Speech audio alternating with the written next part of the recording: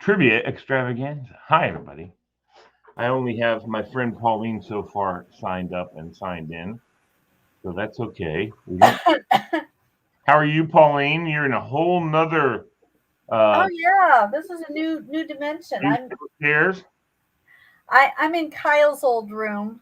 I see the Um, Rush poster in the back. yeah, that's his. He's a big Rush fan. I'm in the middle of moving stuff around all over the house, and so I found one desk that was available, and I'm like, oh, I'll just sit here today. That'll work. That'll work. Well, I have a great trivia signed up for it. Bill's not going to be with us today, Right. so I don't think I think people get the idea that if Bill's not here, we're not doing it. So, Well, which yeah, and is not the case. I panicked at 8 o'clock. I ran around and went, oh no, and I came up here and went, wait, I didn't get the link yet from well, maybe we're not having it. Went back downstairs, got my candy from Halloween and started munching, and then went, oh no, come running back up. Right. Okay. Well, you're here. That's awesome. It looks Yeah, like you. There's your kitty. here's one.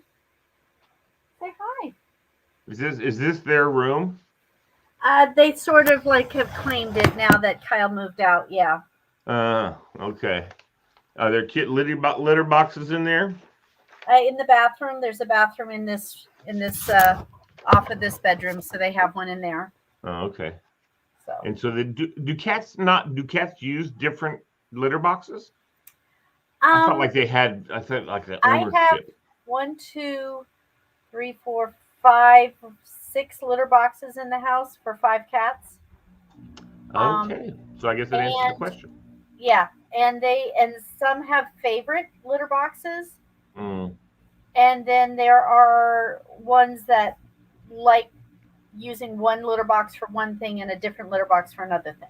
Yeah, Oh. and That's then why I would not have a litter box. I would have a enclosure that's attached to the house, so they have to go outside and do their business. yeah, and if they're But outside all day, this one especially just would rather be outside and use the mulch in the yard. So, mm-hmm. So there you so go. That's what I think is the best thing.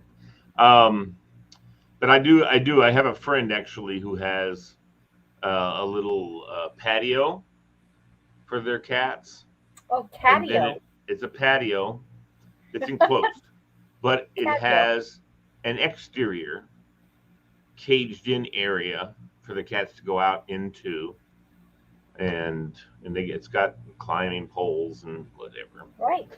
Yeah, I would love to have a catio. That would be nice. the catio. Yeah, catio. That's Yeah. cool. Yeah, yeah, of course. Well, I think the thing that I have a couple of people that I know that do this. I want to have chickens. I want to have chickens. Get some fresh eggs, Yeah. Do you? and they're crazy. Those chickens. I don't know if you would have known Kathy. Garrigan No. from Robinson. Oh, it sounds familiar. Yeah, she wasn't Actually, in band, yeah. but yeah, so she's down. She used to be way out in Linden, but she's now Prince William County, whatever. But she's got some chickens in her yard. Really kind of cool. Yeah. It She is lets them cool. out, and they take care of the ants. There's no ants, no bugs crawling around in her yard. Nice. She They lets take them. care of it. They're not let loose all the time. No. They have They definitely get their eaten. own pen and a chicken coop, the house. But every once in a while, you can let them out, and they don't go far. Right. They No, no, just no, no, no, no. They know where their protection is, right. and yeah, if you left them out, they get eaten, no doubt. Right. The fox. There's fox in the neighborhood. Coyotes, There's fox here. foxes, raccoons eat chickens. Believe it or Really? not. Yeah, yeah, yeah. Raccoons are omnivores. They'll eat chicken. They'll eat other stuff, bugs, and what's really funny. Have you ever seen the video? I saw a wonderful video one time, and somebody had, I don't know, this block of stuff that like immediately dissolves in water. And I don't know what it is. Science teachers use it and show the kids and that kind of crap. Well, they left this block, they put some kind of scent on it so that it would attract the raccoon. The raccoon picks it up, walks over to the creek, puts it in the water, and it disappears. And they go, "What happened? It's gone." You see the raccoon going. Where'd it go? It's the funniest thing I've ever seen in my life. I thought that was so great because They they love wash everything they eat. They don't just eat yeah. stuff; they go wash it. Oh yeah. They Yeah. love cat food, and so the bowl of dry food and the bowl of water for a while. Every morning I'd get the bowl would be empty and the water is all murky because they've taken the cat food, washed it in the bowl of Mm-hmm. Mm-hmm. water, and then Yep. eaten. Yep. Actually, what would be really cool is get something that when you put it in water, it goes blows up. Not, it's just really big, and make something out of that, and have to watch the raccoon put it in and freak them out. That would be cool. I'd love to That's see funny. that. Yeah. That And would be then funny. I'm trying to find a picture of the visitors in our. is it just raccoons, or you have possum and you I have have possums. I have raccoons. skunks? We have fox. We have all the You ever wildlife. had the skunks come up and get something to eat? That's what I have. As I have an albino skunk in the neighborhood. Really? Oh, that's Yeah, cool. it's really kind of funky looking, but it's been spotted around the neighborhood, and then Chuck took a picture of it one night. He was coming to bed, and he's like, "What's out there?" And he showed me this picture. I'm like, "Oh, it's the albino skunk in the neighborhood." That's Yeah, cool. here he goes. He's got a little bit of black on him, but let's see. Oh yeah! Wow.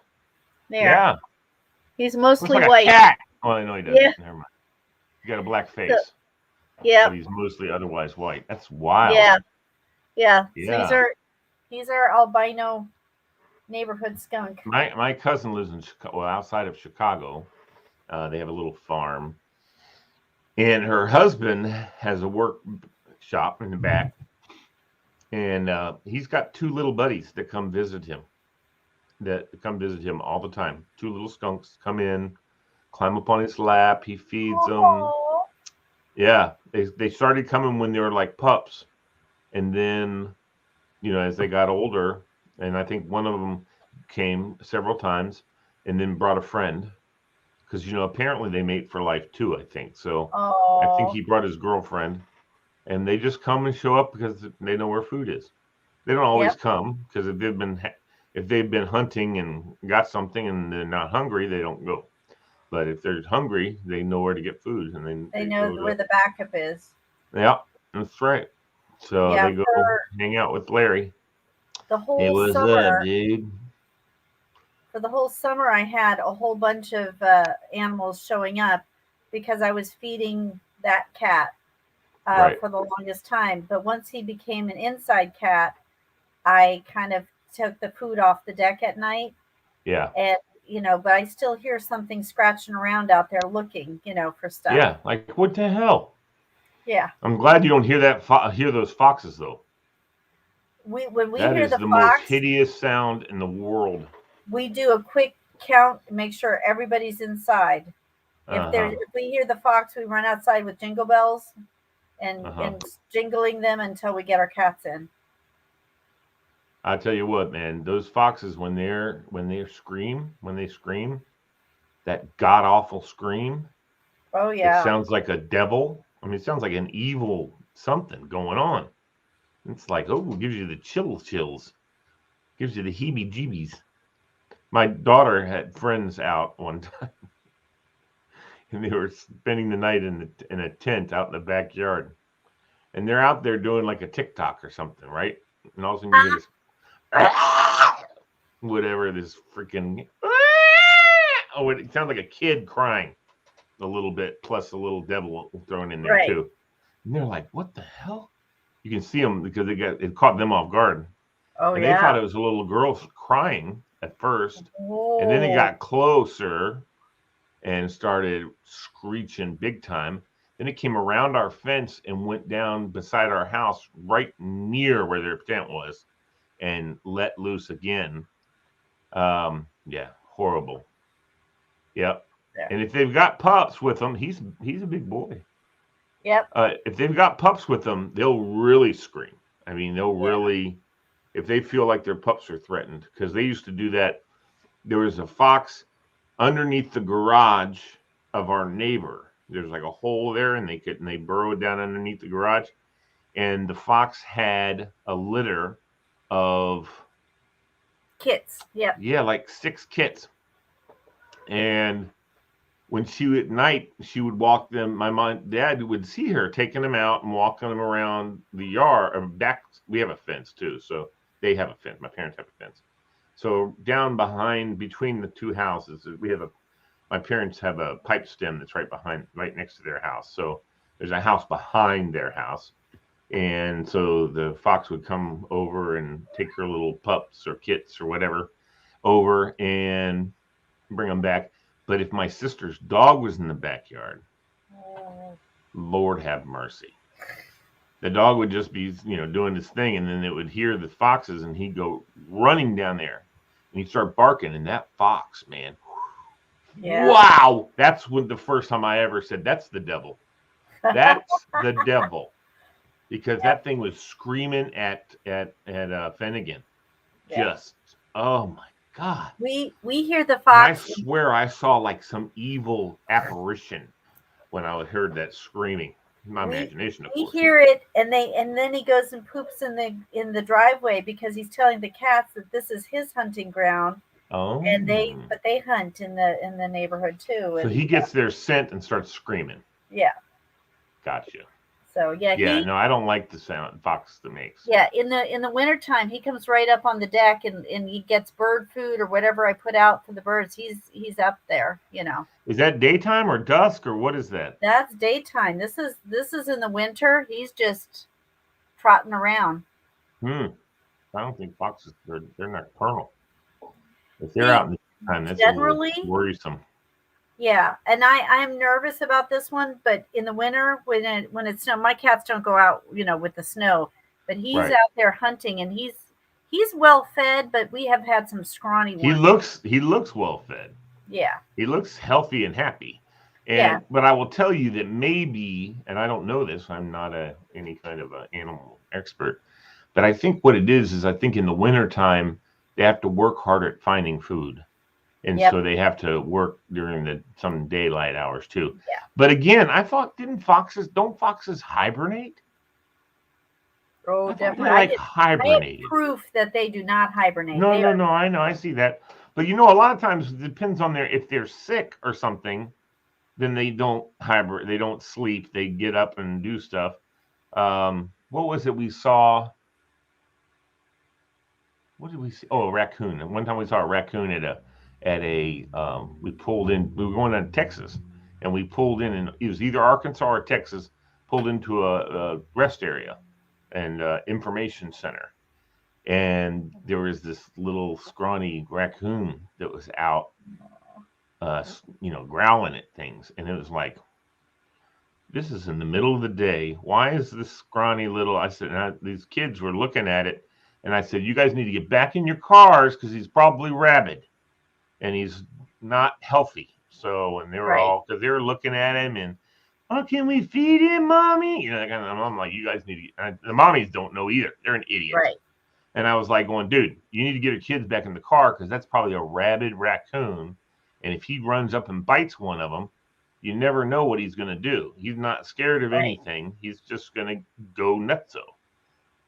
And I know this because, well, I mean, obviously that's just something that's kind of common knowledge. You kind of, yeah. Yeah. But I remember not acting right.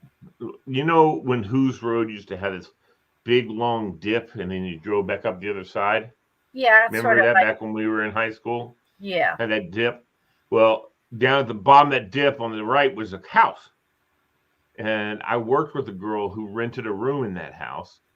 And she said one night she's there just hanging out in the living room watching TV or something like that. And her roommate, the guy, or not a roommate, but the guy who owned the house, is in the kitchen doing something. And he heard, and the outside their house, right up next to the back door, the kitchen door, they had a rabbit hutch. They had 2 rabbits in it.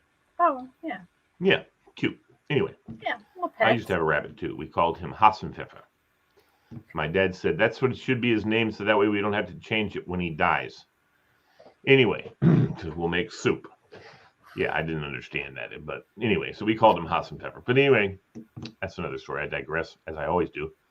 And I don't think we're going to be able to do. I don't think we're going to do trivia tonight, unless you just want to. So. No, but so. He went over to the back door and he has a screen door on it. So he opens the door and he looks out and there's a raccoon on the side of the hutch going, trying to get at this, at the bunnies. And the guy goes, hey, just really loud at him. And the raccoon turned and looked at him and jumped from there to the screen door. And he's like, whoa, close the door. And then she's like going, what happened? He goes, oh, there's a rabid raccoon out here. He could tell when it hit the screen door that it was not right. Crazy. Yeah. And then she heard him get on the phone. And he said, yeah, this is not an emergency. I just wanted you to know this is my address. And they write it down. And he said, and there's going to be a gunshot in a second because I have a rabid raccoon in my back area. And I wanted, in case I have any neighbors or anybody around, I just wanted you to know I'm going to be discharging my shotgun and killing this rabid raccoon. Could you please dispatch the animal people? And they said, sir, you might want to wait for the animal. I said, he goes, I'm not waiting for anybody. Just letting you know. Thank you. Bye. Yeah. And he went and got his shotgun, opened the door. The thing did it again. Now he's back on the rabbit, right? And he jumped back to the screen door. And the dude just from his kitchen just boom and just shot it. And the police showed up because of his call, not necessarily anybody else's. Right. They showed up to just kind of witness, see, they were cool, with him. He's like, right. You're not supposed to discharge your weapon in a residential area, but we understand and we know that you did it safely and whatever. Yeah. There he is, fat little, yeah. He's eating the cat. Yeah, eating the cat food. Then he took the bagel and ran for it. Well, anyway, so animal control came and scooped up the raccoon, and they took it and tested it, and apparently, a couple of days later, they said, "Oh yeah, he had rabies." Oh, definitely. And if he wasn't afraid of people and he jumped on the screen like that, yeah. So, and then what else? Was I going to tell you another little quick story because I have a million of them. I think I'm going to have to get with Bill and learn how to write a book. So to hear your stories and see them in print. It might be. Who knows? Let me see here. What? I was going to tell you something else, Pauline, and I can't remember what it was. Let's see. We were talking about before rabid raccoons and animals. Oh, I know what it was. Tell you about raccoons. So my mom used to work at the Virginia Theological Seminary over off of Seminary Road in Alexandria. Yay! Imagine that. Imagine that. But that's the oldest seminary. Harvard is the oldest seminary, but one of the oldest seminaries. You know, that's what Harvard first was a Did not know seminary. that.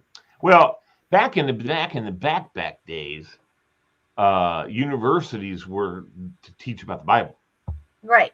That's what they were for. And they weren't for all the other stuff. They were for teaching you about the Bible. The only books people read were the Bible. That was that was pretty much one of the only. Yeah, that's true. That's books correct. available. Right. Right. But anyway, so the seminary is just the seminary, and it's the Virginia Theological Seminary of the Episcopal Church in Northern Virginia. I mean, in the national world, whatever. So my mom got me a job one summer after my day job to work at the seminaries. It was the summertime, so there was no classes going on, but they had, of course, seminars and different things like that. We were week long and things like that. And they had this one guy who was doing a 3-week session, 2-week session, I guess. That's right. I was working for the school, so I was off in the summertime. And so they wanted to make the gym available to any of the students who had come for this seminar or other priests or whoever. And so they needed someone to be the attendant of the gym. Yeah. Yeah. No one came to the gym. Like 2 people came and went upstairs and rode on the bicycles, Right. For their little workouts. Right. Yeah, it was like no one came. So I played pool and went into the gym and shot basketball hoops. I watched Oprah every day. Became a big Oprah fan. I liked Oprah. It was fun to watch, and played pool. I even got a video of Willie Moscone and whatever his name is to learn some tricks, how to shoot pool. Oh. I know a few little things that I learned from that video. But I'm in there one day. I think I was playing pool. And I look over and I see a raccoon crossing the street with, I kid you not, 8 babies following it. And I went out on the front porch of the gym, and I looked over, and I would say they were about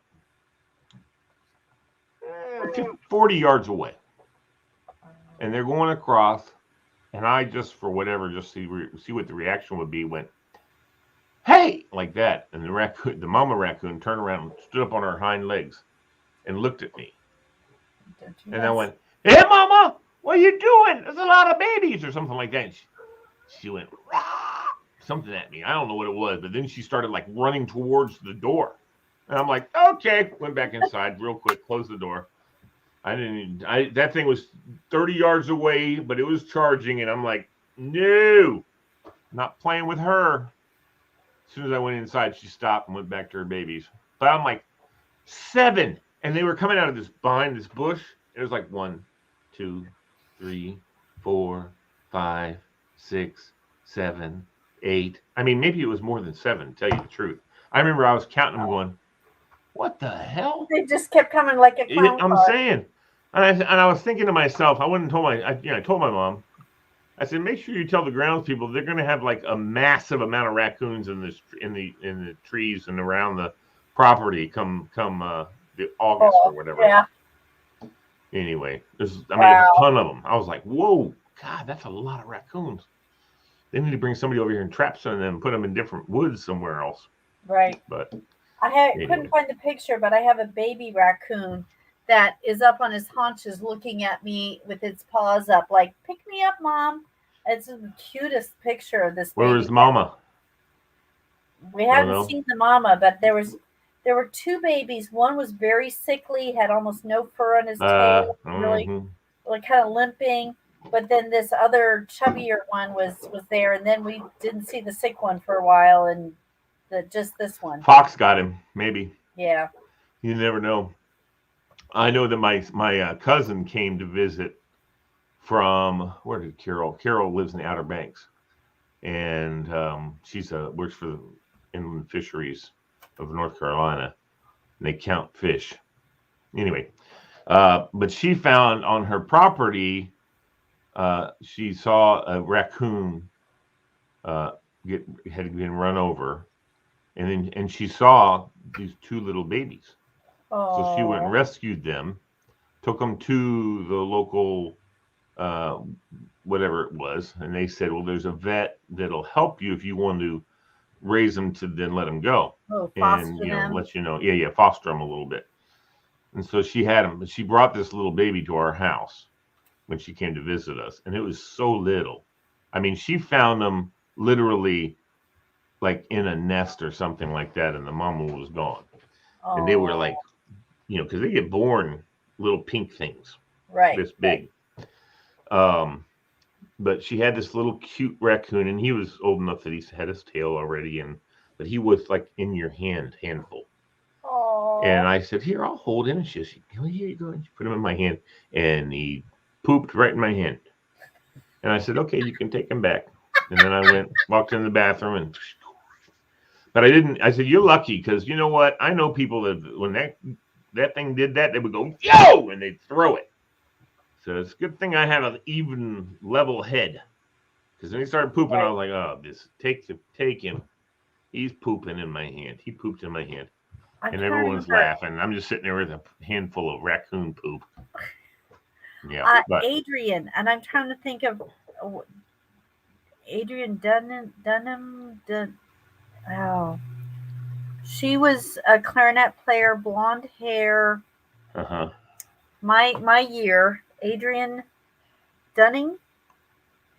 She had a pet squirrel. She raised a baby squirrel, and it was always with her. And the funniest story I remember is her talking about a house caught on fire, or smoke alarms went off, and Mm-hmm. she was running around the house trying to get everybody out, and the baby squirrel was hanging onto the front of her nice nightgown, scared to death, and peed all down the front of her. But she was running around getting her, and she had other things. She had a pet skunk that was descented. She had a couple of other Oh, things.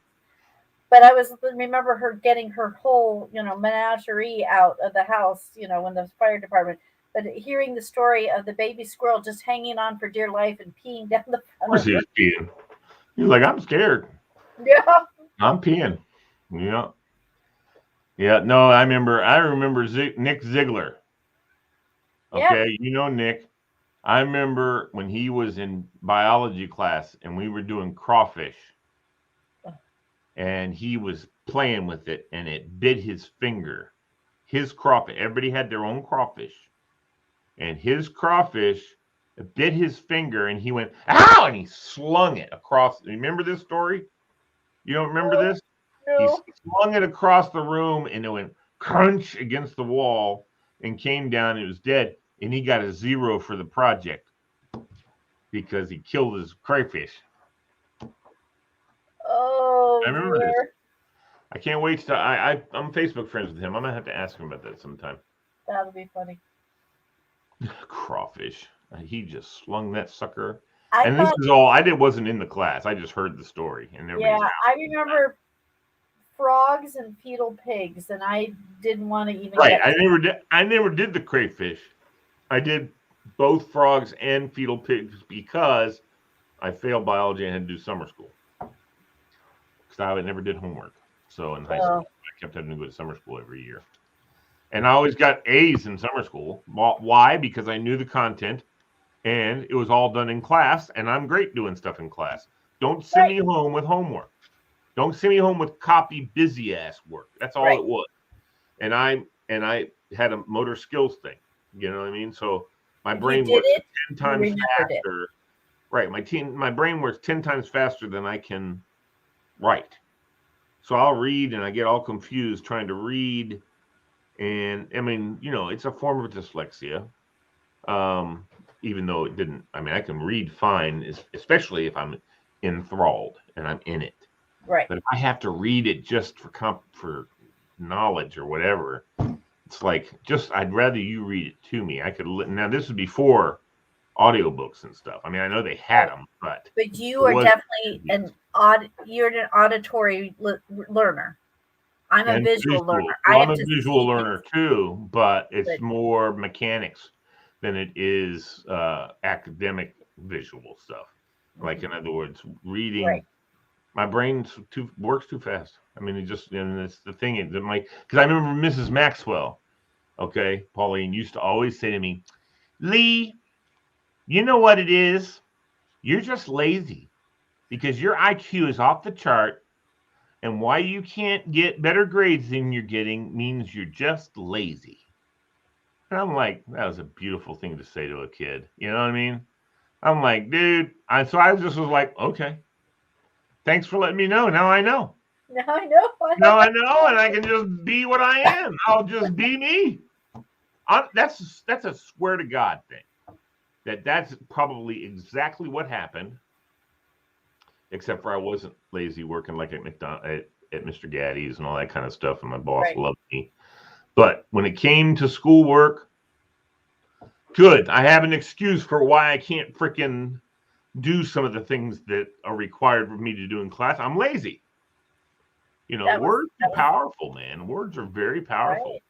Exactly. I And mean, my sons are like that. My older son, especially, Kyle. If you taught anything in class and discussed it and whatever, he got that, no problem. yeah, He also never did homework. And at the time, now Loudoun County says, "Oh, you can't have so much of your grade count on homework. It doesn't count anymore." we used to have 70%. Oh my God! If he Did you know had, that? if he had today's grades, he would have been like valedictorian. I swear. Yeah, but he had his grades, which means he was a C average student, right? Exactly, See, because you and I were in high school, I was an F student because I didn't. If it was homework, I didn't do it. Now, if I had classes because that's the thing we talk about, and I hope people hear this and see this, because one of the things. Hold on a second here. What's going on? yeah, Kyle would ace the test. His Yeah. SOL. Oh yeah. Perfect. I didn't take SOLs, but yeah, if you I didn't have to took it in class, he got that. He got an A on the test. Yeah. And I turned to the teacher and said, "So why are you making him do homework? Because he learned the content. So what is this homework for?" Yeah. Yeah. Yeah, no, you're absolutely right. And that's and in those days I didn't ask those questions, and my parents didn't ask those questions. They just went with what Miss Maxwell said. Lee's being lazy. Right. And then when I was taking in college, I took the education class. Thought I wanted to be a teacher. My wife's like, no, you don't. And I didn't. And I loved working security and working because I got to work with all the kids in the school instead of just my kids or whatever it was. But this is how my brain's already gone way past where I'm at, and I can't bring it back to where I was talking about. Yeah, education class.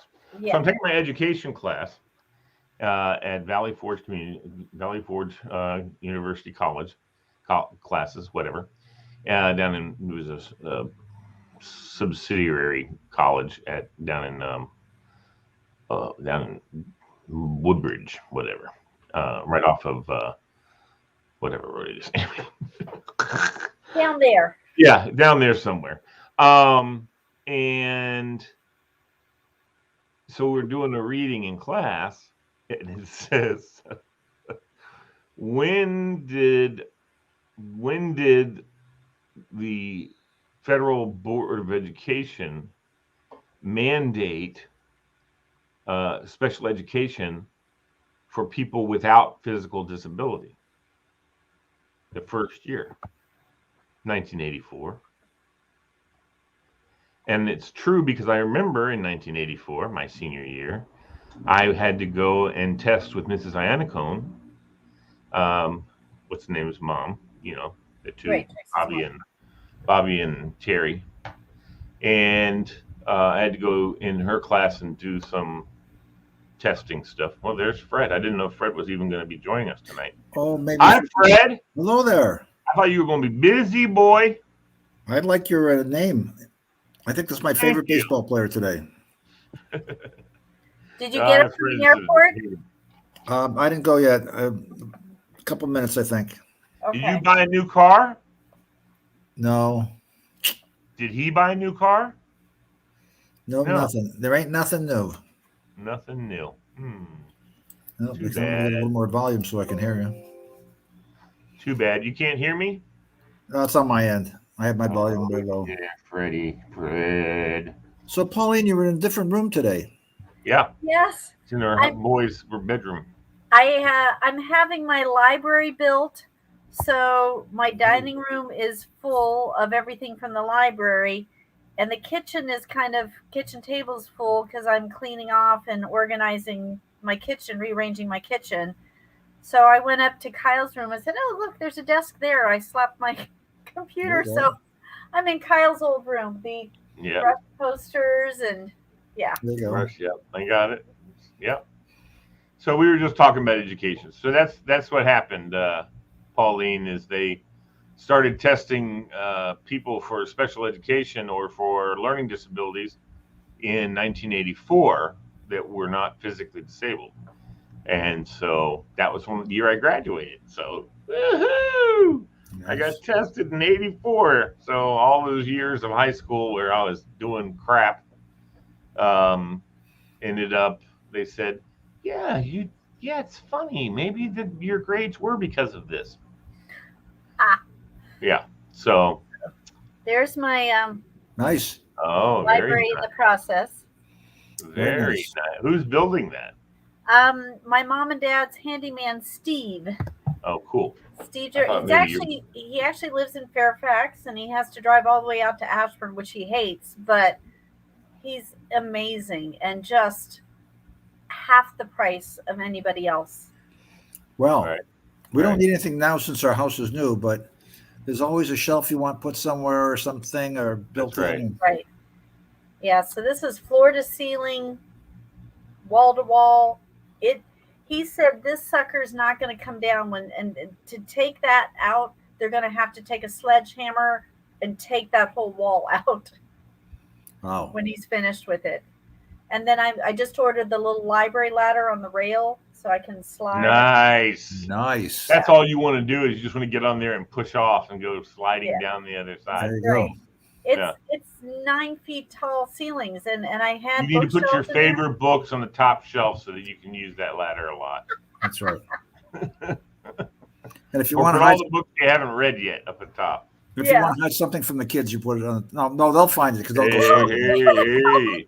Fred knows they'll find it because he used to have those books too. I put it on the bottom shelf. They'll never bend over that low. Yeah, that's right. My mom and dad, if they knew I was telling this story, would be mortified. But my dad had a book, or somebody had a book, in their bookshelf called The Happy Hooker.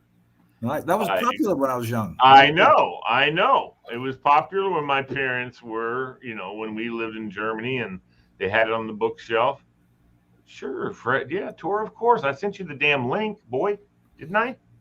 Anyway, so yeah, man. And I read that book when I was 11. Nice. 11. Well, so needless to say, it embarked me on a lifetime of loving women and knowing what women want. So there you go. So we're about 8 hours from going to work, me and Tora, tomorrow. Yeah, I know. Tora's telling me. Anybody want to make a prediction? Not who you want, but just a prediction. It's so damn close. It's so close. I just Brett Baer was right here in Leesburg. He does tonight, and Laura. He was here. Okay. Yeah, he was here at 6:00 live in Leesburg, and is it Ingevall? No, that's Fred. I wish you had come to Tora's house on Saturday because when I got there was, I don't know, maybe 4 or 5 people there, right? Well, guess who one of them was? Terry McAuliffe. No, Chap Peterson. Oh. He was there. He came to Tora's party. Oh, and I walked in, sat down, and he and I have already acquainted ourselves. So I already knew who he was. I had to remind him a little bit. Then he's like, oh, yeah. Because, Billy Riley brought him on to our business show it was all during the pandemic stuff. And we're quizzing him on what's Richmond doing about it and that kind of stuff. And anyway, we had a grand time. And so he's like, he gave me his card. I have his card.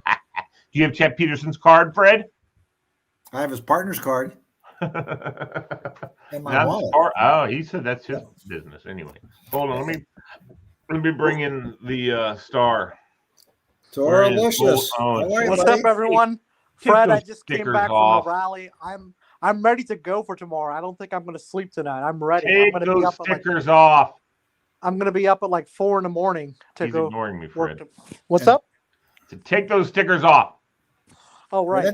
Tomorrow night too, Tor, right? You going tomorrow night? Yeah, I'll be up at 4 in the morning because I'm opening at 5 in the morning. Tomorrow night's the victory party, same place. Yeah. Also, Lee, I just want to thank you for actually coming to my party the other night. He's the best. Who is the guy, the Marcus guy who's running for delegate? Marcus Simon. He's a delegate. He was also at the party, Fred. Yeah, he's also a delegate. I mean, he is an incumbent. Yeah. That's cool. Yeah, he was at the party. I'm telling you, Tor knows everybody. Now this is like a kebab German place. What is this restaurant? What are you talking about? What restaurant? Where you were tonight? Oh, tonight. Oh, I don't know. I'm at my house. No, not now, numbnuts. Jeez. Where were you, Fred? Oh, I was at the Terry McAuliffe rally. And where was it? It was at Caboose Commons in Fairfax. Caboose Commons in Fairfax, Fred, not Kebab Commons. No, I saw the menu. It looks like it's got kebabs and German food. What kind of food do they have? No, it's an American bar. It's a bar in Merrifield. Or if I go there tomorrow and they have German kebabs, which don't exist. I've never heard of a German kebab. That could be Lee. That could be your new name for your show. Hey, German kebab. You can put your German accent on. Hello, everyone. I'm German kebab. Welcome to our show. Fred, Lee loved my new place. Oh, I'll bet it's sweet. I like this place. Oh, by the way, Lee, I'm buying you a pack of orange Zevia because I know you loved it. I did have a good time with that orange Zevia. I liked it a lot. By the way, his bathroom is like elegant. I mean, huge. He's a classy guy. He's a classy guy. He's a classy guy. Most guys are one of these days he'll spend the night in his apartment. Yeah, you're always traveling, buddy. I wish I had half the. Are you at home right now, Tora? My parents' house. See? Okay, all right. Because the precinct is by my parents' house, so I have to be here tonight. No, right. No. You don't have to give me an excuse, Tor, for why. Why is your name Jose Altuve? Because I love that. Whatever. He's the best. I figure you guys do that crap all the time. I figure I'll do it. I'll just grab somebody who's in the news right now, and I'll put my name in it. The game isn't the game on tonight? No, you're going to Richmond. So there's Richmond. I thought the Braves were going to win it last night. Oh, did you? I told you it's going 7 games, Tora. It's the way things work in sports now. Mm-hmm. Every game, every series goes 7 games. I knew from the beginning it was going to go 7 games. Well, I was rooting for the Braves. My family lives in Houston, so I'm going with Houston. Houston. Braves. And Tora says Braves. Yeah. So the Braves. I want to do Braves just because it's been so long for them. Yeah. Oh. No, Braves are a bunch of punks. Well, to be fair, the Astros have the former Nationals manager, so. That's right, Dusty Baker. Gotta love Dusty Baker. No, I've heard there's been lots of people actually who've said Houston in 7. So. Whoa, really? Yeah, I mean some of the bigger name guys. One guy last night. What about that one guy who said something in 6 or the? Braves in 6. I think it was one of those NBA guys that said something in 6, and he's like a figure now. Oh, NBA! Hey, they know a lot about baseball, don't they? Now, there's a lot of baseball players that are football players, and baseball players. But I've never ever seen a crossover basketball player. Michael Jordan sort of did it with the. That's true. You know what? You're right. You are correct, Fred. I'm sorry. I just got shut down on my own. But I'll bet you he wouldn't if it was even with his stats, but he wasn't Michael Jordan. I don't know if anybody would give him the right time of day. I don't know. Right. I think he did pretty good at baseball. And the cool thing was didn't he play baseball? When they went to different places, he flew everybody. Oh, did he really? Because he didn't want to ride the bus. Nice. So he used to fly him. The start of Monster Jam. Space Jam. Space Jam, yeah. Space Jam. That was, he was playing baseball, and then he announced his comeback. Right. That's exactly right. Hey, you guys want to do some questions just for the heck of it? Go for it. I prepared anyway. Sure. All right, let's do this. All right, you guys want to do an actual sheet or no? Whatever you like. We can just do random. All right. I'll give it to you just the way I have it set up. So for 100 under animal attraction, these are all about animals, these questions. Oh, nice. Is the Tasmanian devil a marsupial or rodent? Raise your hand. Marsupial. Raise your hand. Go ahead, crazy cat lady. Marsupial. He's from Tasmania. Now this one, should be the number 5 one, but it's not because whatever. Why are cats that purr unable to roar? Oh. Paul, you should know that. I know that if they roar, they can't purr. If they purr, they can't roar. But no, not true. Not true. A purring cat can growl. Right. But they can't roar. Roar! And there's a reason they can't roar. So, Lee, how do you like regular cats that can roar can also purr because I've actually seen a lion purring. So, Lee, what? How do you like your cats to handle things? Do you like them when they roar, or do you like them when they purr for you? That's a good cats question. only purr. Oh, okay. Just wondering. Now, I'm thinking of like that. Speaking of the book earlier, I was telling you I've made a lot of. I'm thinking of getting a cat because my puppy is so annoying. Oh, well, get a cat. Yeah, they will kill you. No, Tor, even better. Get a girlfriend and make her purr. Get a what? Get a girlfriend and make her purr. Hey, Fred. You know what I'm saying? Fred and ladies, man. What's the other name for cats? Never mind. Okay, so why can't cats roar? Their hyoid bone has hardened. The ones that purr, or the ones that only purr. So I guess the ones that can roar can. I don't know. I don't know. That's what they. That's what the question was. Why are cats that purr unable to roar? It's because their hyoid bone has hardened. So, all right. Does a wolf have more teeth on its upper jaw or lower jaw? Does a what? What was it? A wolf. Does a wolf have more teeth on its upper jaw or its lower jaw? Go ahead, Tura. Lower jaw. Yep. Fred, that's what you say too? That's correct. The lower jaw. All right. This is a cool one. The U.S. has the highest population of dogs. Which country has the next highest population of dogs? Fred should know that. Go ahead, Fred. Russia. No. Hey. Afghanistan, right, Tora? No. No. What do you call an Afghan walking a dog? A caterer. Oh, I got it. I got it. Go ahead. Really? It's England. Not England, no. Oh, by the way, Tora. Crazy cat lady, you just look it up on your phone? What is no. I'm looking about lions purring. What is Mexico? No, Mexico, kind of like I said about Afghanistan. And China also. So no, France. Tora. Isn't that cool? I didn't know that. I was like, wow. The one and only time I went to an Afghan restaurant. Now, I've had Afghan food, but I went to an Afghan restaurant where... Oh, I'm treating you and Lee to Afghan food one day. I ended up in the emergency room and spent the night in the hospital. A couple hours after that meal, I was done for. Hold on a sec. What restaurant was it? Huh? What Kebab Land. It was over in Springfield off of Backlick Road. I don't remember the name. It was like that Afghan Kebab Land. Kebab. Yeah. It was tours all night, the kebab house. All right, here we go. Go for it. What is a baby shark called? I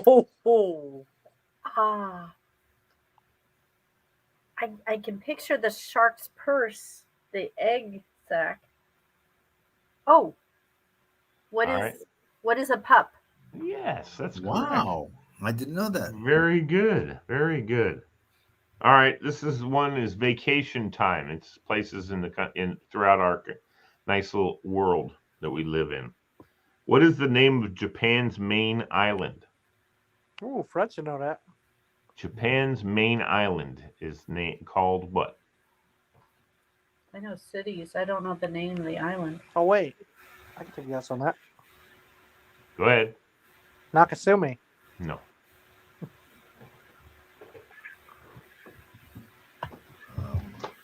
I can think of cities. If Walter was here, I know Walter would know it. Yeah, where's Amy and Walter? Amy's working because she was sick all weekend, so she's way behind. And Walter sent an email that said he can't. Oh, he did? Okay, I didn't see that. Yeah. Honshu. Honshu. God bless you. Honshu. Oh. Thank you. Which is the tallest mountain in the Alps? Mont Blanc. Very good, Fred. You need to job, raise Fred. your hand from now on. Oops. Fred. Damn it. All right. Where are the Atlas Mountains? The what mountains? The Atlas Mountains. Go ahead, Fred. They're over there. Fuck. Just keep going. You can't You'll miss run them. into them, right? Yeah, you'll run into them. You can't miss them. That's right. The Atlas Mountains are where? Go ahead, Fred. Go ahead, Fred. What is Greece? No. I was thinking Greece, but I think I'm going to go north. I'm going to say Russia. No. I'll take a guess. Afghanistan. No. Greenland. No. They're in North Africa. Oh. Which is the world's longest river? Oh. You hand up there, crazy cat lady? What is the Amazon? No. I thought that was Oh. Go ahead, Toro. What is the Nile? Very good, Toro. Very good. Really? Yep. That's what I was gonna Remember, say. Amazon's this way. It's the longest river that goes this way. Almost all other rivers go this way. North to So south. what was the question? East to west. What's the longest river? The longest river is the Nile. It Really? didn't say the longest river east to west, which is what the Amazon Oh, runs. the widest, the biggest river. Or maybe the widest, right? Maybe, I don't know. But the longest river is the Nile. It goes way down into Africa. Anyway, which mountain range is the longest in the world? Oh, Fred. The what? Sure. Rock- Go ahead, the Fred. Rockies? The Mountain range. Rockies? The what? Rockies? No. Which mountain range is the longest in the world? Tor, quit looking at the TV. Yes. What are the Alps? No. Do you know any mountain ranges, Tora? I know the Swiss Alps is the only one I know of. That's the only one you know of. Well, the Alps are in more than just Switzerland. But anyway, that's another story. Maybe altogether, Fred Walter. knows. Walter. He already guessed. You want to guess again, Fred? Is it the Ural? URAL? No. It's the Andes. Oh, really? All down South America.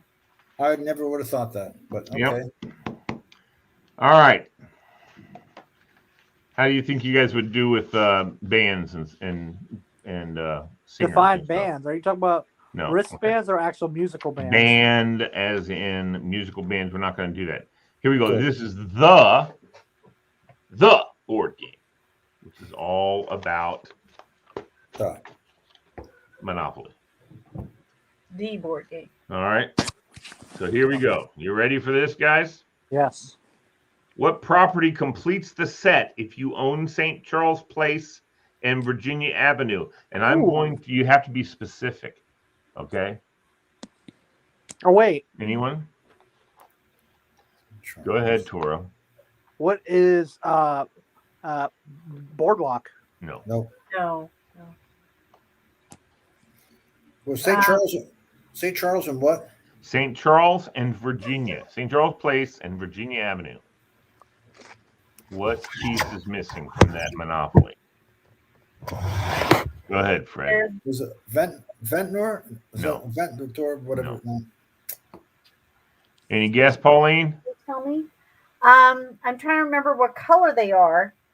I think they're Purple. purple. And I think Virginia is orange, I think they're No, purple, aren't purple. they? purple. St. Charles and Virginia are purple. Bottom What's left-hand the corner. other purple? No, it's the upper Oh, left-hand yeah. corner. It's on Go the upper Kentucky. street. Boardwalk and Park Place. So you start and you go around. Past No, the, I can't think of it. States Avenue. there you go. All right. What about if you have Marvin Gardens and Atlantic Avenue? What do you have? What do you need for Monopoly? Indiana. Nope. Illinois. No. Oh wait, Virginia. Marvin Avenue. No. I already said Marvin Gardens and Atlantic Avenue. What's the third one you have to have? Where's Chuck? You need to bring Chuck in to help you. Kentucky Avenue. Ventnor Avenue. Oh man, I was off. I know you said Ventnor earlier. All right, ready? Oriental Avenue and Connecticut Avenue. What is the third one that you need to have? Go ahead, Fred. Is it St. James? No, Fred. Well, I'm picturing all these, but I'm screwing them up. I know. What is Vermont? Very good. Yes, that's correct. Vermont. Wow. Those are the light blue ones. They're Yep. the second set of property. Oriental Vermont. Yeah. What if you have Pennsylvania Avenue and North Carolina Avenue? What is the third one you have to have? They're green. Railroad. Yep. They're green. They're green. They come around the corner. Be specific. Oh. Oh. Oh, Oriental Avenue. No. No, that's light blue. Yeah. I just gave you a hint. I said be specific. Oh. Oh. Pacific. Pacific Avenue. Yeah. All right. If you have New York Avenue and Tennessee Avenue, go ahead. That's Kentucky. No. That's the orange, dark orange. This is the light orange. This is the one that's next to St. Charles property. It's on the other side of the board. I'll put up on the top. Go ahead, Fredo. What is St. James? That's correct. There you go. Yeah, somebody had already said St. James. So, Oh. all right, these are some fun ones. Best of the best. This is Olympics. The nation hosting that year is first in the opening ceremony. True or false?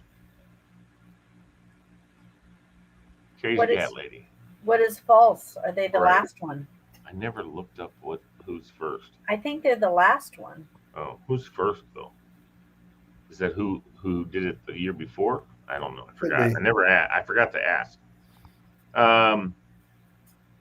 What happened in the 1900 Paris Olympics? I got 5 options for you.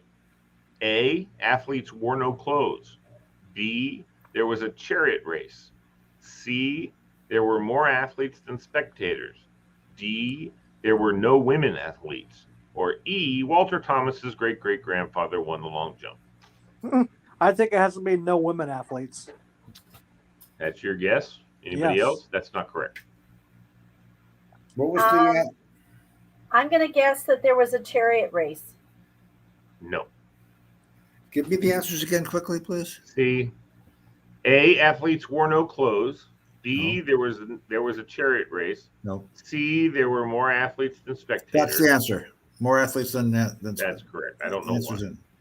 Didn't tell me why, but It wasn't a big deal back then. It was a bunch of nerdy athletes. Who, yeah. Like All the old right, Boston Marathon, they wore like leather shoes with leather soles in the Boston Marathon. I mean, 100 years ago, they didn't know what to wear.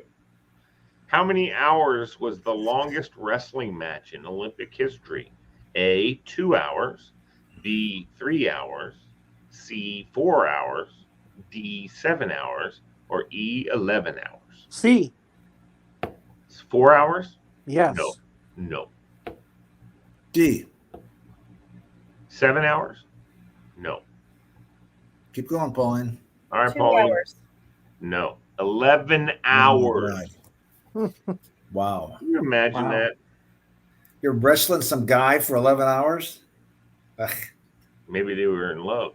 Yeah, Okay. What was the first?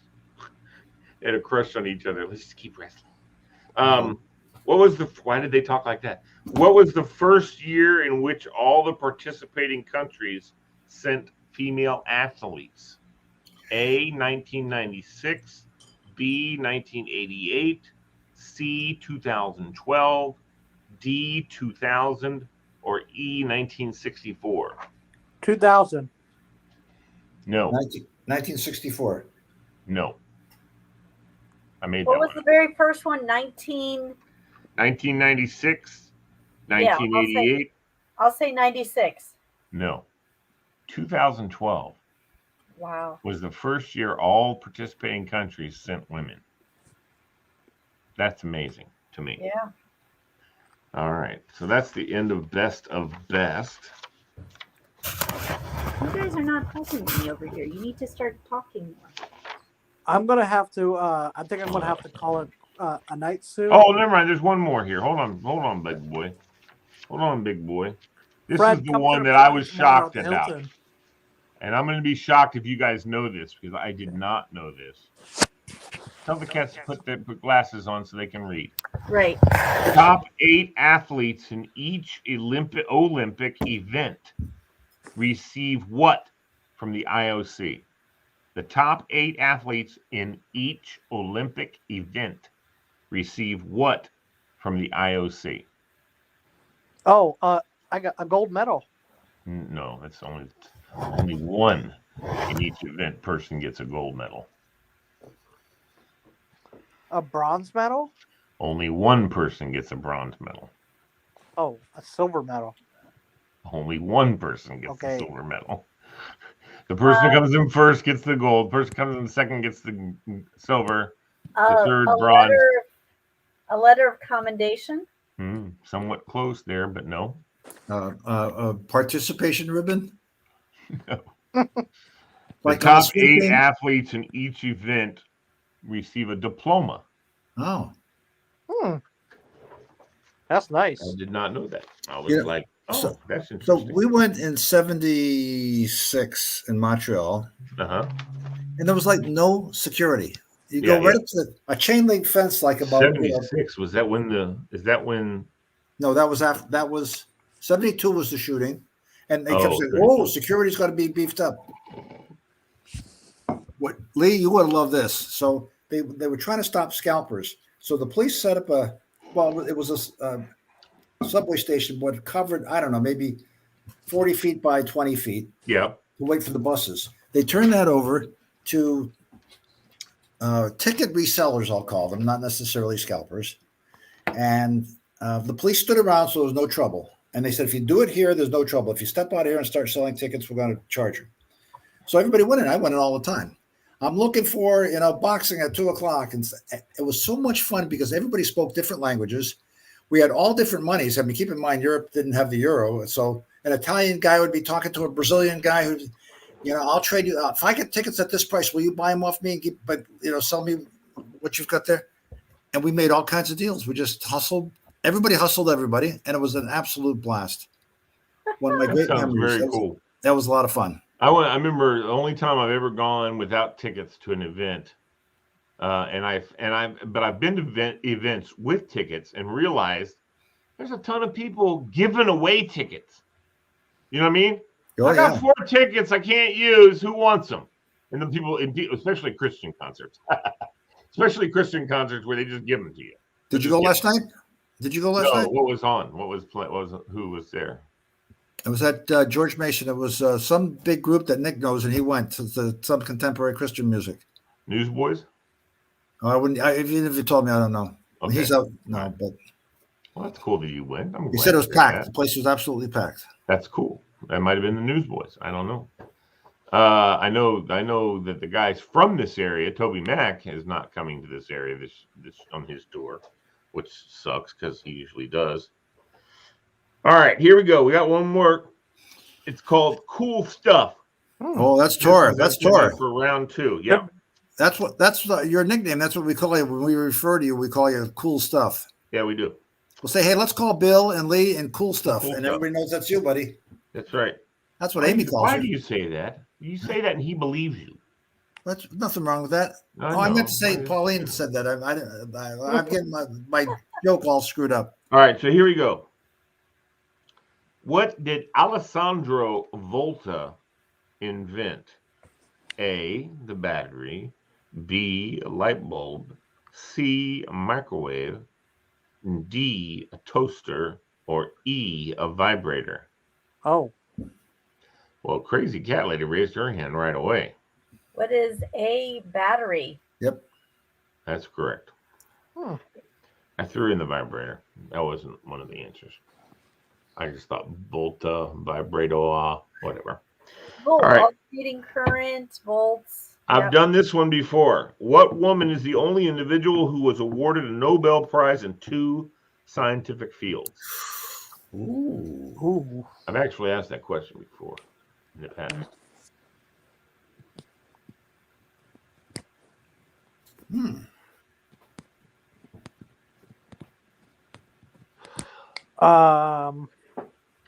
I can take a guess, I guess. Go ahead. Who is Condoleezza Rice? No. Anyone? Some people called her Madam. Madame Curie. Yes, right. Maria Curie. I didn't realize she got 2. Yeah. Which discovery helped determine the age of the Earth? A, gravity. B, radioactivity. C, nuclear power. D, atomic power. Or E, Fred's homemade age predictor. There you go. Go ahead, Corey and Miss Cat Lady. What is radioactivity? Yep. That is correct. Which islands did Darwin formulate his theory of evolution? Go ahead. What are the Galapagos? That's correct. Wow. You didn't know that, Fred? Nope. Oh, I did. This one you may get. I don't know. Let's see if you guys can get this. This is the hard one, right? It's supposed to be the 5th question. It's supposed to be the hard one. Go for it. Who invented the rubber tire? Ooh. Oh, there's. Go ahead, Fred. Harvey Firestone. No. Damn.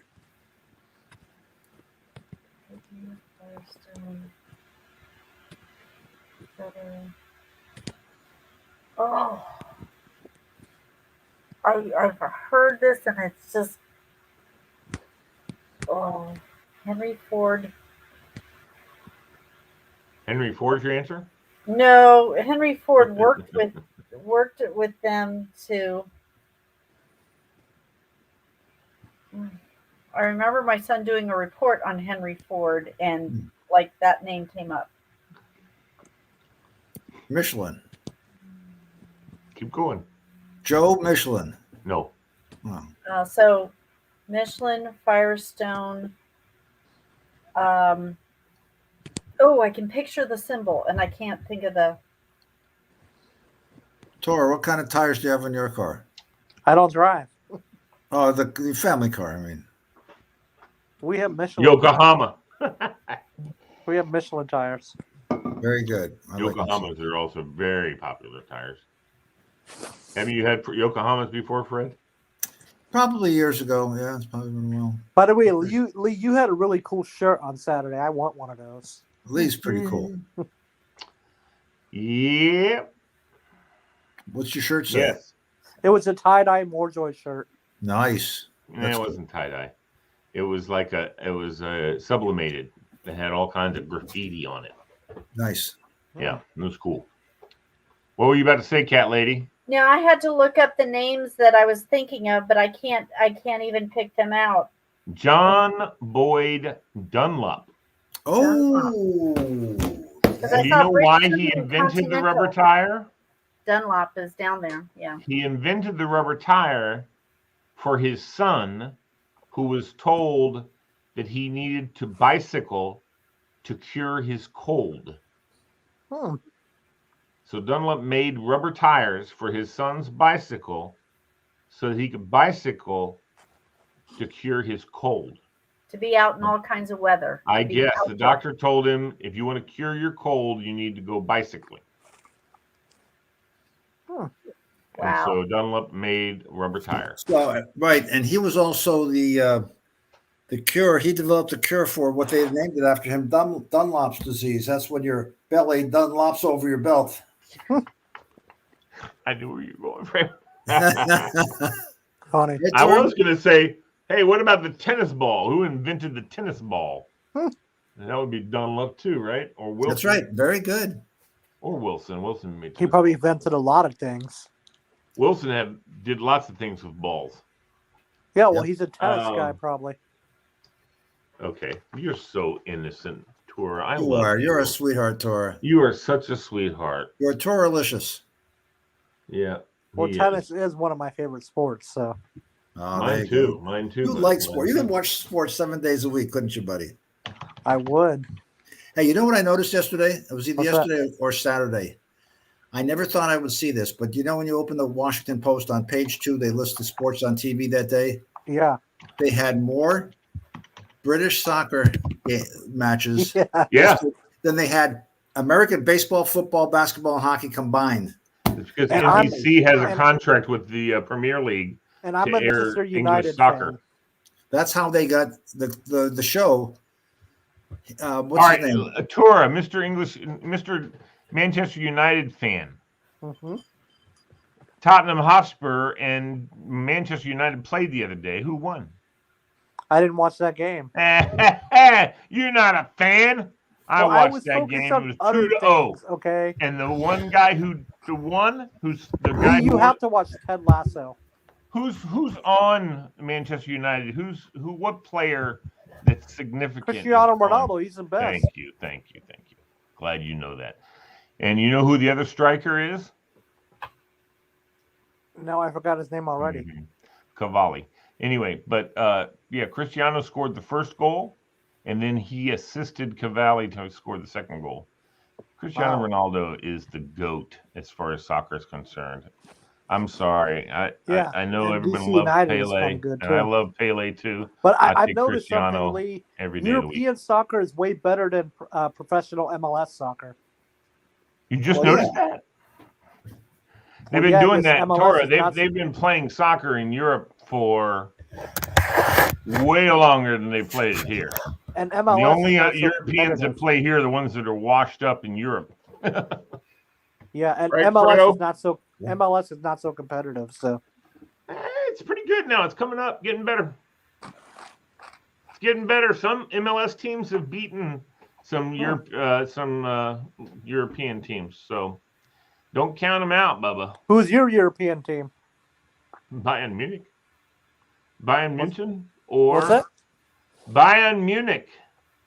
Bayern München. It's the best team in the world. Bayern München, as we would say here. Bayern München. Bayern Munich. But it's Bayern Munich in Germany. Bayern Munich. Good team. It is a very good team, as a matter of fact. Remember the days when they had I forgot his name already. Oh, Franz Beckenbauer? Who? No, not Beckham. You remember when he played here? Who? Yeah, Beckham? I remember. Yeah, he came here. He played with played for Pele on LA the Galaxy. Cosmos. That's right. Yep.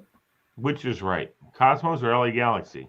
No, Cosmos. Well, Yeah. both. Did he play for the LA Galaxy? I don't know. What's his name did? Bender like Beckham there. Yeah, David Beckham. Yeah, he did. Yeah, there was no such thing as the LA Galaxy when Franz Beckenbauer was playing soccer. That's right. But Pele and Beckenbauer both played for the Cosmos.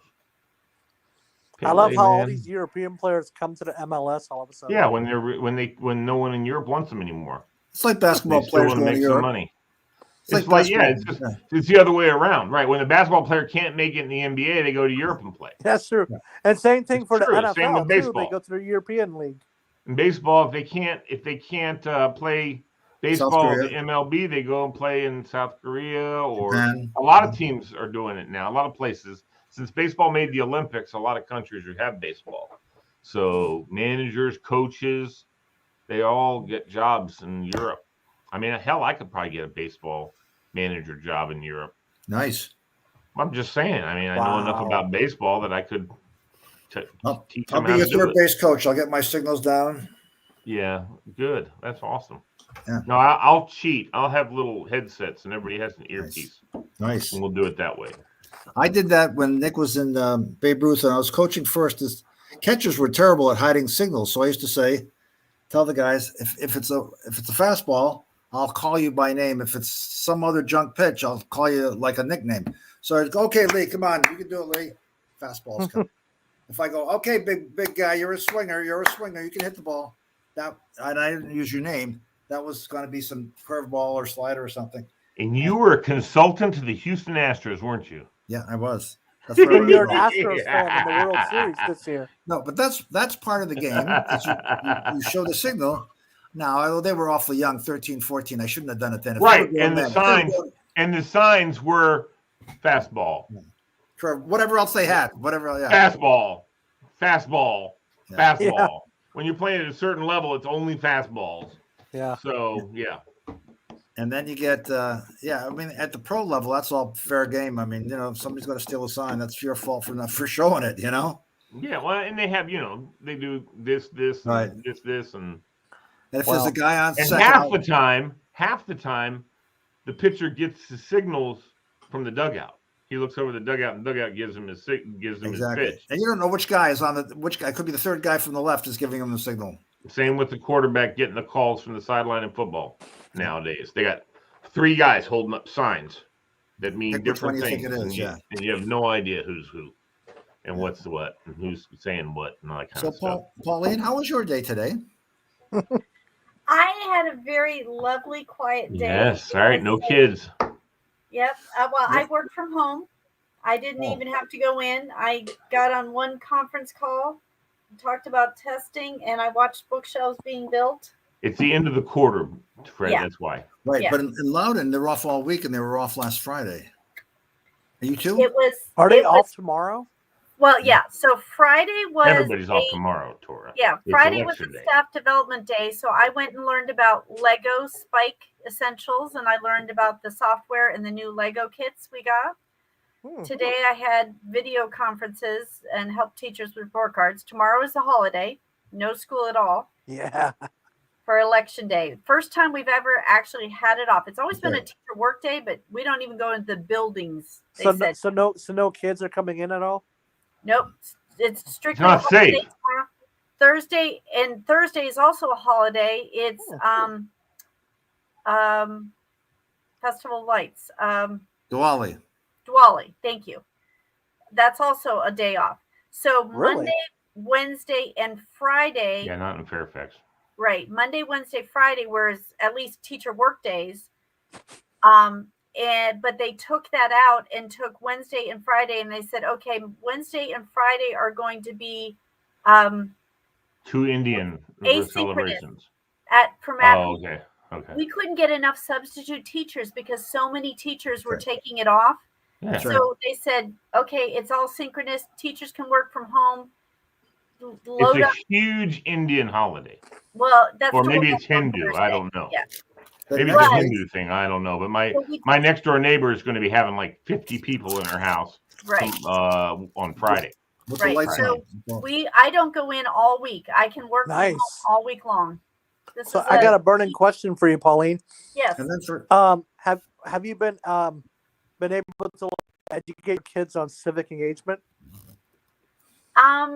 I don't do that part. I'm a technology person, so the government teacher does that.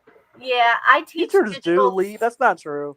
I do. I teach. Government teachers teach civic engagement or civics, or depends on how old you are, social studies or something like that. Not English teachers, high school. Civics not math teachers. Not what she does. She's not even a teacher. I'm a instructional facilitator of technology. But I do teach digital citizenship. I teach lessons on that. Don't be a bully. Yeah, exactly. Watch your digital footprint. Don't give out, high security passwords, But my boys both did civics and engagement through Boy Scouts. That was one of the things you had to You do. had to have a merit badge, your civics merit badge. And Absolutely. you do local and national. And national. There was a third one in there too. Local wasn't regional. State. Is it regional? Maybe it was like, yeah, because we had the local Hornberger come in and talk to the kids for local, and then national. We actually had a former congressman that was a dad to one of the boys, and he did that merit badge with the boys as a former congressman from Arkansas. So it was kind of cool. Now, Tora, that's cool. Tora, what's up, Fred? You don't know what this is about, do you? Veterans Day, you wear a poppy. Yes. Nice. That's because veterans used to get high. No, that's very important. I know. England, Canada, Australia. I'm kidding. I have a cousin of mine who was a Royal Canadian Grenadier Guard, the guys with the big hat and the whole thing. Yeah. And he sends a sub to me every year because I can't find them. When I was a kid, they were everywhere. It's hard to find them, and I was mentioning it to him. So he must have sent that after last year. I'll lose half of those things because the pins are flimsy and they fall off. Nice. Regarding that, Fred, I was going to say something. Yeah? Oh, well, I got something for you. You'd be surprised this would be me. 2 years ago, when it was the 100th anniversary of the end of World War I. Yeah. I was asked to. All 50 states brought a wreath. I was asked from the Rhode Island State Society to present the Rhode Island wreath. And the head guy for this whole thing, they've got some of these poppies made out of metal and a pin. So it was a lapel pin you would use for years. And I was Mr. Rhode Island for a day. Nice. Nice and patriotic. Cool. Nice and patriotic. Yeah. Well, speaking of poppies. Yes, sir. My dad, when he was in Vietnam, stationed in Vietnam, and he said on the compound they were on, off the compound they put to work, obviously, because they did a lot of, that's what they were doing in Vietnam. They're doing a lot of civil service stuff, making roads, and that's my dad was big into on that part of it. They're building quarries. They built quarries to make aggregate for the roads and yada yada yada yada. Wow. I mean, our army, that's what our army was doing in Vietnam mainly. I mean, there's a lot of guys fighting, but we were trying to help them, fix up their country basically, because the communists were treating them like dirt. And that's why we were trying to push the communists out so that the Vietnamese would have better lives and be capitalists. Just kidding.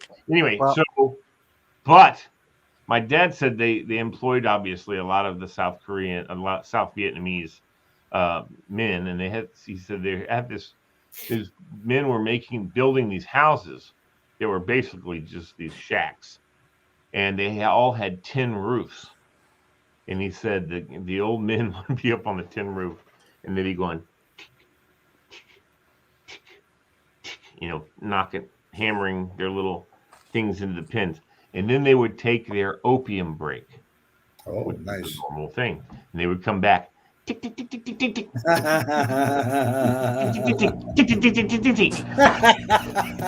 Oh, yeah. That's a good one.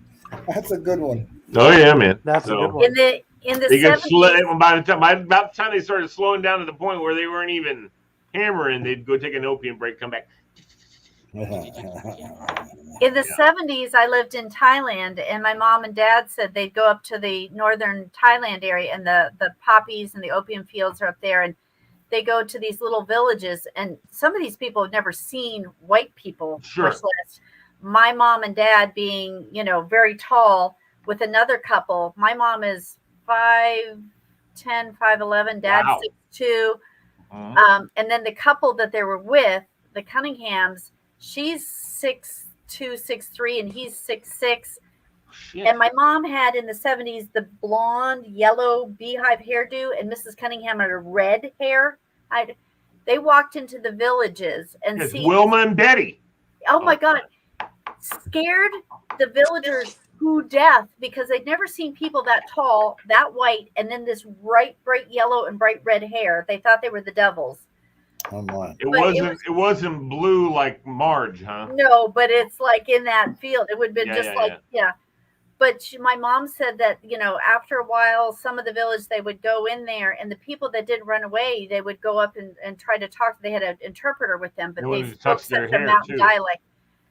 They were so stoned. There was a grandfather sitting with the baby on his lap, and they were both sharing the opium pipe. Yeah. Just sitting there stoned. You know what your mom and dad and the Cunninghams should have done? Bring me your money now. And I guarantee you, they all would have said, yes, okay. Bring me your silver and bring me your gold. Okay, so you know what they did is they wore all their family wealth was in their jewelry and in the piercing and the earrings that they wore there. They wore their wealth. Yeah. Yeah. That was popular in the Middle East. You'll see the women with the little skinny bracelets, and they'd have them all the way up, And that was, you want to go take the bus to the next village or something like that. You had half the money you needed. You give them one of the bracelets, and they'd say, "No, 3. Okay, I'll give you 2." Yep, I have 2. I have 2 from Saudi Arabia. Really, and I can't find any from my family. I know my mother got them from her mother, and and now nobody knows where they are. They're gold. Somebody melted them down. Somebody could have taken them, but you never know where they were. My parents have been in the house for 62 years. Who knows? By the way, did you bring me any of those posters from your dad's basement? It's funny. Nick mentioned that today, and he's got pennants too from like the 60s when they made those pennants. Oh, that's right. There's Nick in I forgot about that. The old man, you know what he does? He keeps saying this, "Boy, I got to get everybody together so everybody picks what they want." I said, "Okay, well, I'm here now from out of town. We'll call Jason, call this one." No. Next time you come. He's been saying that to me for 10 years. Hey, Nick didn't get anything last time he was up there? No, Nick was here there a couple days ago. All right, Tora, take care, buddy. Good luck tomorrow. Safe, buddy. Good luck tomorrow. You'll need it. Oh, sorry. I got to get up about 4, maybe 4:30. I'll get up. I got to be there and setting up at 5:30. Wow. Yeah. How many different Oh, voting places are you doing? I have 7 now. I used to have 11 when I was in Fairfax County. I have 7. So recruiting people, people always have. I'll come down and hand them out for you if you want. Come on. So where are you going to be working tomorrow? Okay, I've got Brambleton Middle, Madison's Trust, Creighton's Legacy, Stonehill, Briar Woods, and this other one, Moorfield. Moorfield Station. Yeah. Yep. So you're just past me. Yeah, Briar Woods is I'm right next to Cedar Lane. Cedar Lane. We're gonna meet someday. We're gonna meet like in a Home Depot or Yep. I actually had the weirdest dream. You were all at a restaurant, and I walked in and I saw Lee, and then I saw you and Bill, and I'm like, oh my God, I finally get to meet you in person. Yeah, and Bill's just down the road from me a little bit. Bill's down the road. So where would you vote? What? Where would you vote? I would vote at Cedar Lane, but I voted early. Yeah, me too. God. Did you vote early? So much. Hell no. Why? There's too much corruption with that early crap. Too many people. I'm sorry. I cannot believe that there's not a way to manipulate that. There's got to be a way. And if there's a way, someone found it out and has done it. Chuck was hovering when I went to go in, and he's looking and he's asking all these questions and says, okay, where are the, and he's looking and he's like, so where does it show the count? And he was asking all these questions and and the first thing he noticed was when he did, absentee popped up, and he goes, wait, what was that? And he asked her, and she said, well, you're voting absentee because you're not doing it on the day of. so he was right on top and watching and looking at every little thing, So trust me, we both thought long and hard, but we decided to go ahead and vote early. Not that Cedar Lane is ever crowded, and I had the day off anyway. I could have gone at any time. I'm just used to getting up right away in the morning, going to vote, then going off to school. And I was like, my opinion is this: you can't vote unless you have a Social Security number, and your Social Security number goes with your vote, and then you have to prove that you are the owner of that Social Security number. Boom, and that's the way it should be. And if you don't have one, go get one. We were surprised. If you don't have one, the government ought to make it so it's easy for you to get your card, because also you should be getting taxed. If you're a voter, you should be in the taxpayer. You should be a taxpayer. And right now, guess what? You don't have to be a taxpayer to be a freaking voter. No, like my parents are in their 90s. They don't have. They file a return, but they have no income taxes. Okay, that's fine. That's fine. But they're still filing, and they have Social Security numbers. I'm just saying, you can't let just any Joe who walks up and goes, "Hi, I'm Jose Altuve, and I would like to register to vote." Okay, where do you live, sir? I give my address, or some address that people think I have. I show an ID, which obviously is very easy to get also. And they sign me up as a registered voter. And you know what? It's not, and I'm not aiming at either party. Both parties do it. No, but what's wrong? They showed you the ID. What more do you need? Well, how did they get the ID? I used to have friends would go take their mom's freaking birth certificate and go down to the DMV and get themselves a walker's ID. I just need a walker's ID. Okay, then they really don't give a shit. They say, "What's your name?" Okay, blah, blah, blah. Here you go. And now you got a credential from the government that says who you are. I was surprised they asked for an ID when we voted. They did ask for it. My husband's like, "I thought this was a no ID state." Well, no, you don't have to have a picture ID, but you have to have an ID, proof of residency. I'm sorry, Fred. There's two parts of that. She just said there are two parts to that. One is proving who you are.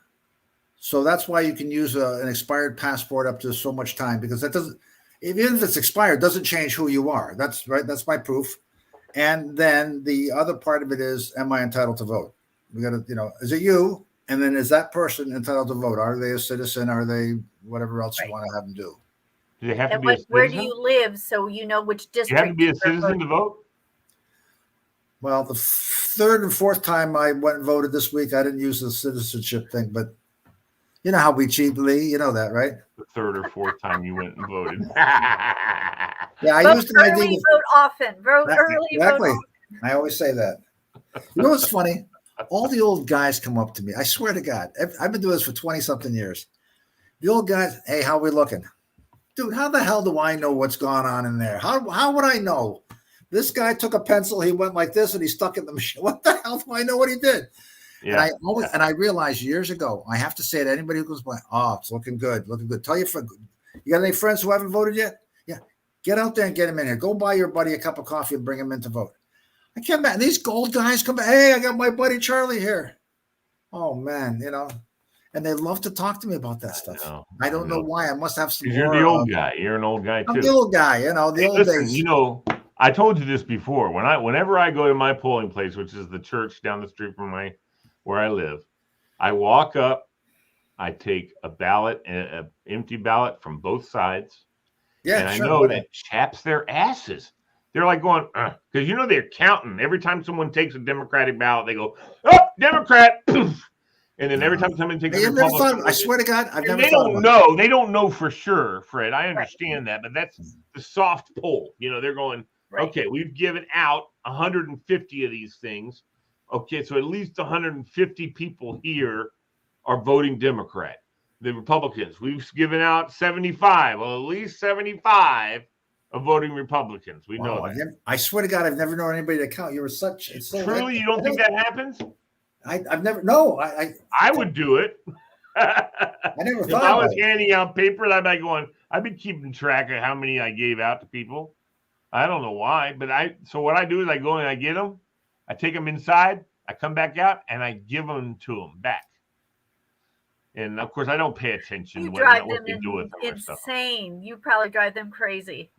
I just don't want anybody to know any chance. I don't want any chance of anybody knowing who I'm voting We for. were obnoxious about it when they And I vote for both sides.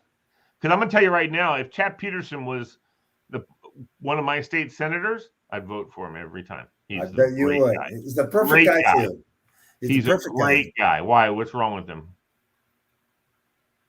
I like the way you said that, Fred. He's a perfect guy for me. Why is that? Perfect guy for you because he's a very conservative Democrat. Mm-hmm. I asked him actually. I said to him, I heard you might be switching teams. And he laughed and he said, "No, I'm a Democrat." And I said, "Okay, just wondering." I just heard that because I did hear that. I heard the last time around that he was making inroads that he might flip. So, ouch. But he said that's not. No, I didn't know. So he's somebody that can reach across the aisle. He said he's never considered doing that. So, and I wanted him to give me an old Will Rogers quote, like I got to keep an eye on him. You have so like, who's your delegate? I don't even know, dude. Oh, I was asking. Sorry, I'm just not into it, so I have no idea. Pauline, who's yours? Springfield District or something, isn't it? Isn't Burke a Springfield Our current district? one, I can't tell you. I'm too busy dealing with our crazy school board right now. Yeah, we have all these people with signs saying school board recall in Fairfax. They're trying to recall the school board because of CRT or CTR or whatever the hell it is. Yeah, critical race theory, CRT. Yeah, CRT. They don't call it. They go, oh, we don't teach CRT. No, but they teach diversity, equity, inclusion. Mm-hmm. But guess what it is? CRT. Anyway. Well, I mean, the one lady on the Facebook site said she pulled her kid out of Loudoun County schools because her 5-year-old came home one day and said, "Mommy, was I born evil because I have white skin?" Oh. Because her teacher was teaching that white people were mean and evil because they enslaved black people when they came. And she's talking about 200 years ago, but a 5-year-old doesn't know that. The 5-year-old just hears the color. Yeah, a 5-year-old needs to be coloring in, staying inside the line. Right. And so when this mom went into the school, right, she went to the school and she went to the principal and the teachers, oh, no. And yet 5 or 6 other kids in the class said, oh, yes, this is what she told us. She was like, nope. Right. You don't have any understanding. You know what? Listen, here's the other thing, too. I remember James Dobson. You know who that is, Fred? Gosh, that's awfully familiar. Yeah, he's focused on the family, which is probably the most listened to conservative radio talk show in the world. Way more than those idiots on WMAL or whatever. Way more than I thought that Rush Limbaugh had a lot. Oh, Focus on the Family crushes him, I heard one year. I was watching the thing and they were talking about who's the most influential Christian or conservative radio show. It's Focus on the Family. Because people who listen to Focus on the Family, which is in the millions, do whatever Dobson says. And Dobson doesn't get political. He talks about family stuff. He talks about, I remember he wrote a book called Dare to Discipline that got in the 70s, got all this grief about, no, you got to be like Dr. whatever his name is, Dr. Spock. It's Dr. Spock, because Dare to Discipline was all about showing people how to use corporal punishment. And it was Dobson used to say, you cannot spank a child when you're mad. You cannot. Do not do it. But if you have a child that's under the age of like 8, because at the age of 7 or 8, and this is a psychiatrist who studied all this, kids can't reason until they're over 7 years old. They don't have the ability to reason. So consequently, like Pauline said, this teacher's telling them things and they can't calculate that properly at 5 years old. They can't understand what she's saying and how they can't reason for what's going on. It's not something that's in their makeup and their ability, their brain function or whatever. And God knows, I know a lot of adults that don't have that reasonability. No, that's why they believe in Santa Claus. They can't make that. That's right. Exactly. No. You're absolutely right. Yeah. And so there's kids that are 9 and 10 and 11 years old who believe in Santa Claus. Right. But around 8, we were saying is sort of around the norm, I guess. That is the they start norm catching for on. me. They go, I saw that. I saw that at Walmart last week. How'd you get here? Yeah. I saw you pull up in a car. Yeah. But you would get that. Yeah, the time of the Roman emperors, the time of George Washington, and when I grew up is all in the past, and there is no understanding of, long ago. Everything is long ago. 9/11 is long time ago.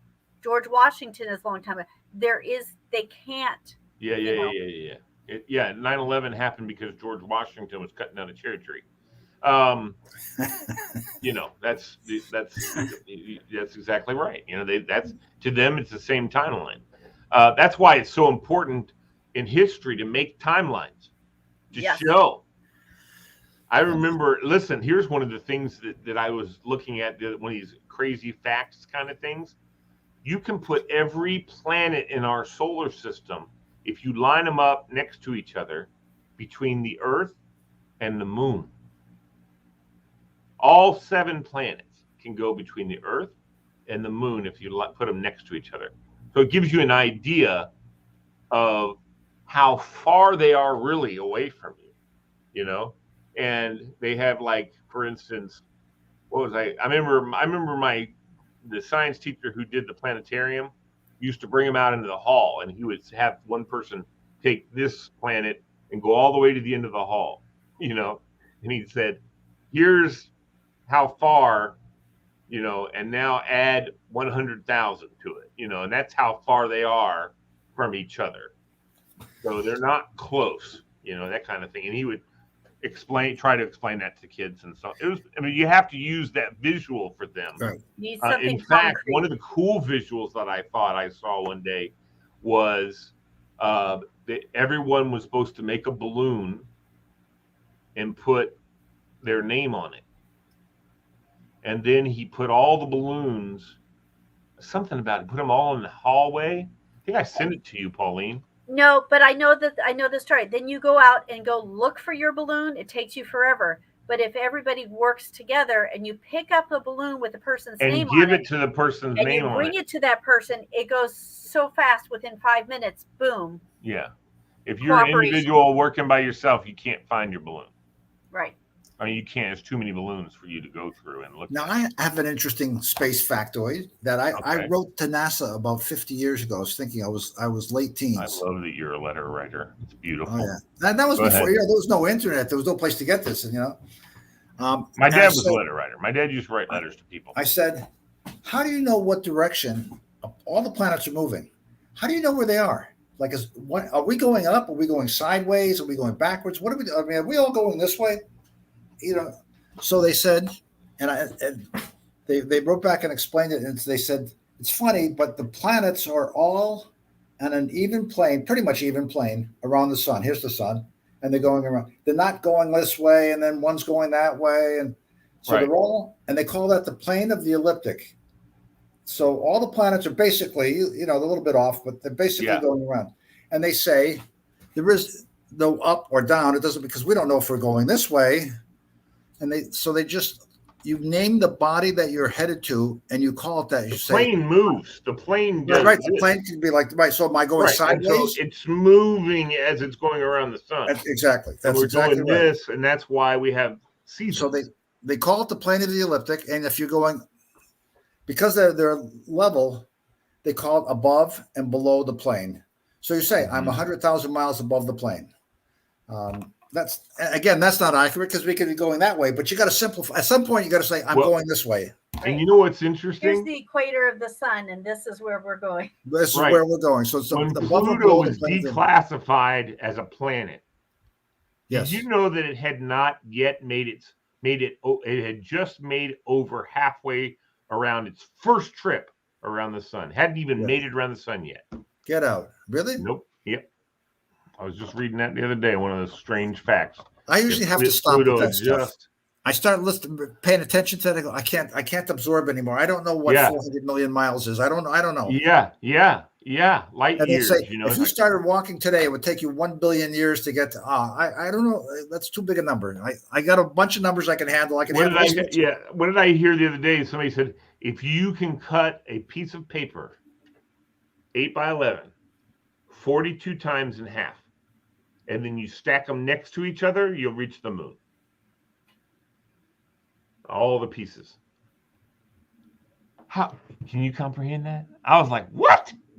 I was like, what? Imagine when you get down to the small little pieces, you can't, you just have to think how it's halfway. It's a half cut. I was like, what? 42 times. We used to do that. Like we'd say to each other when we were like junior high school, would you rather have $1 now, or I give you a penny today and I double it tomorrow and I double it the next? And it was like $1 million at the end of the month or something. Well, it wasn't $1 million, but whatever it was a lot of money. Right. Well, they said that about something like that. It was I'll do that with my grandkids. Would you rather have $2,000 or $100 a week? My mom, sent all sorts of things when I turned 20 and we were getting married. Like if you put this much money aside when you're in your 20s before start thinking about retirement in your 40s or 50s. You'll be a millionaire by the time you're retired. Of course, who can afford that? But, it was like, oh, yeah, I think my uncle did that. My Uncle Bob was the youngest of my grandmother's siblings. I think he did that because he was a mathematician or scientist with the Army, the Department of Defense with the Army. He and his group are the ones that basically invented the internet. They were designed to be able to make it so that digitally Army bases and Army people could talk back and forth to each other digitally. And they designed that setup, which means, Al Gore, I'm sorry, you're wrong. My Uncle Bob created the internet. But him and his team basically did. That's exactly. But of course, they didn't pay him nothing. No. But my Uncle Bob was a millionaire by the time he retired because they lived in Arlington. When they moved from Arlington, he just put away money. They didn't spend money frivolously. Right. They had very nice things. My aunt always had nice dresses. Now, I think she made pretty decent money herself because she had her own beauty parlor in her house in Arlington, and the ladies would come and get their hair done. She would do their hair, and so maybe that might be the money they put away.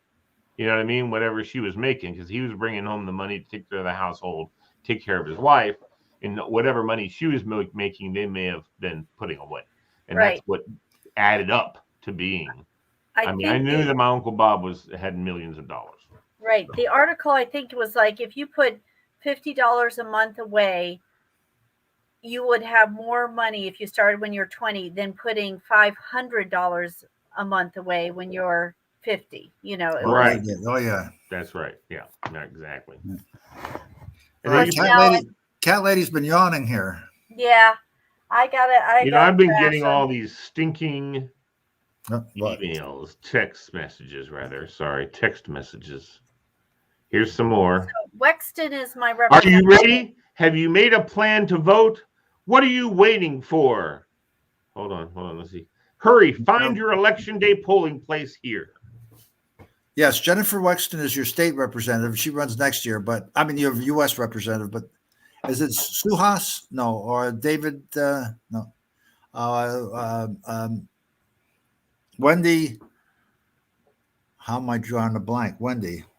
Who's this Meares guy? He's going up against Herring, right? Yes, that's right. I'm voting for Herring probably. Meares looks so shifty. That's the reason why I'm not voting for Terry McAuliffe. He looks like he's a Shifty mother effer. And so does that Muriez guy. Here's a story I from don't a like friend of him. mine. Oh. What a party. That's cool. Wait a minute. Is that your boy? Terry. Is that from Terry? Oh, look at that. How nice is that, Fred? Fred, the greatest Democrat. Handwriting. The greatest Democrat in Virginia. That is shifty handwriting. Who's the greatest Democrat in the country? In Virginia. In Fred. Virginia? I don't know. Fred is. Look right here. Look what Terry says. Oh, the greatest Democrat in Virginia. Oh, I'm sorry. Yeah, I believe that, Fred. That's definitely. I believe you are, but you know what? If I told them half the crap you and I talk about, they'd be like, "Oh, what? No, I meant his father, Fred, is the greatest. No, young Fred. No, I got nothing to do with him. Do you know my parents, particularly my mother, still call me Little Freddie? Do they? Yeah, I'm pushing 70 years old. Little Freddie. They'll still mention that. He was always known as Big Fred, and I'm Little Freddie. They don't call you Frederick, whatever. huh? Freddie. And we said, which one, big or little? And that's all. They didn't say Frederick. They didn't call you Frederick? Only in school when I was in trouble. Oh, or yeah, if you're outside playing with your friends and you didn't come home in time, they would yell, Fred, what's your middle name? Nicholas. Nick and I flipped. Nicholas, where you better get home. No, they would yell down the street, and the moms would pass it down, you know. Who was that for? That was for Freddie. What's the matter? He's got to get home. Okay. And you run down the street. My mom had a big brass school bell. We heard that sucker. You start booking it. I'm not kidding you. Listen. The street lights came on. I'm going to put my microphone away. Lights came on. Yep. I'm putting my microphone away. Okay, I know you guys can barely hear me, but my dad would walk out on the front porch and go, and he would and that's gotta go, guys. That's my dad whistling. That's it. And speaking of going, I got to get up at like 4:30, so I got to get some sleep. Yes. All right, guys. Have a great day. Have a great day yourselves. God bless you. Everybody get out and vote tomorrow. Yep, I'll be there. All done. Knocking on the door at the see. I'm done. I get to sleep in. I'm so excited. And all your votes got in. You got all 7 votes got into the thing. Good. Oh yeah, because I've done at least a half dozen since we've been sitting here. I've been exactly. Oh, yeah, every time Pauline laughs, like it picks up the volume of her laugh. McCall. I will tell you this though, Fred. Of the friends of Torres who came to Torres' house, and I wasn't saying a word. I didn't say a word. Yeah. I'm just listening. They were running scared, dude. They were all like, oh, I don't know. In fact, one of the guys works with the communication group, and he's mad about the whole thing. In fact, the guy who's the head of the communication group, this guy, Jimmy, I think his name is Jim something. He said, you know what? I'm telling you right now, one of the biggest things I keep putting up the red flag about is that McAuliffe's all his ads talk too much about Youngkin. He said they all talk about Youngkin. Advertisement for them. Don't give airtime, Mary. He keeps giving Youngkin name out there, and he needs to stop that. I was saying the same thing. He's giving him air. Cut off the oxygen. Don't do it. Oh, I hear the garage door going. My sweet bride is home. Yay. All right, and she's gonna wonder why you're not in bed. Right. I don't mean that kind of getting. I don't know what you're saying, Lee, but I'm gonna go. I'm gonna go. She said, "Fred, don't you have to get up at 4:30?" That's what my wife does. She throws those little. Okay. I'm going. All right. I'm going. What's this say? So here's the last meme I just got today. It's Jill. Jill Biden said, "For the love of God, please stop. He thinks his name is Brandon now." Oh no! Oh no! I don't understand. You don't understand. She'll tell you what it means. Yeah. Right. That's the F. Joe Biden. Oh yeah. No, those are the ones where you got Obama doing this. F. Joe Biden doesn't mean what you think it means. See y'all. Bye-bye. All right, my man. One of the things that I saw, are you familiar with the Babylon Bee? Yes. So am I. I love it. God, I love it. So oh funny. My God. And both sides, they go after both sides, even though they are definitely conservative. But the one that I saw was the one that says KKK member standing at a Youngkin rally by the Youngkin tour bus turns out to be Ralph Northam.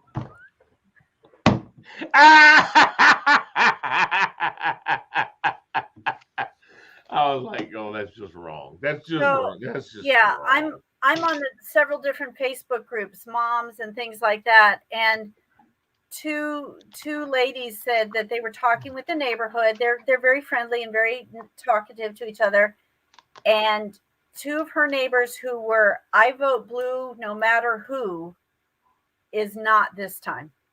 Is not just wow. Such a it was all about being mom and education. That was more important.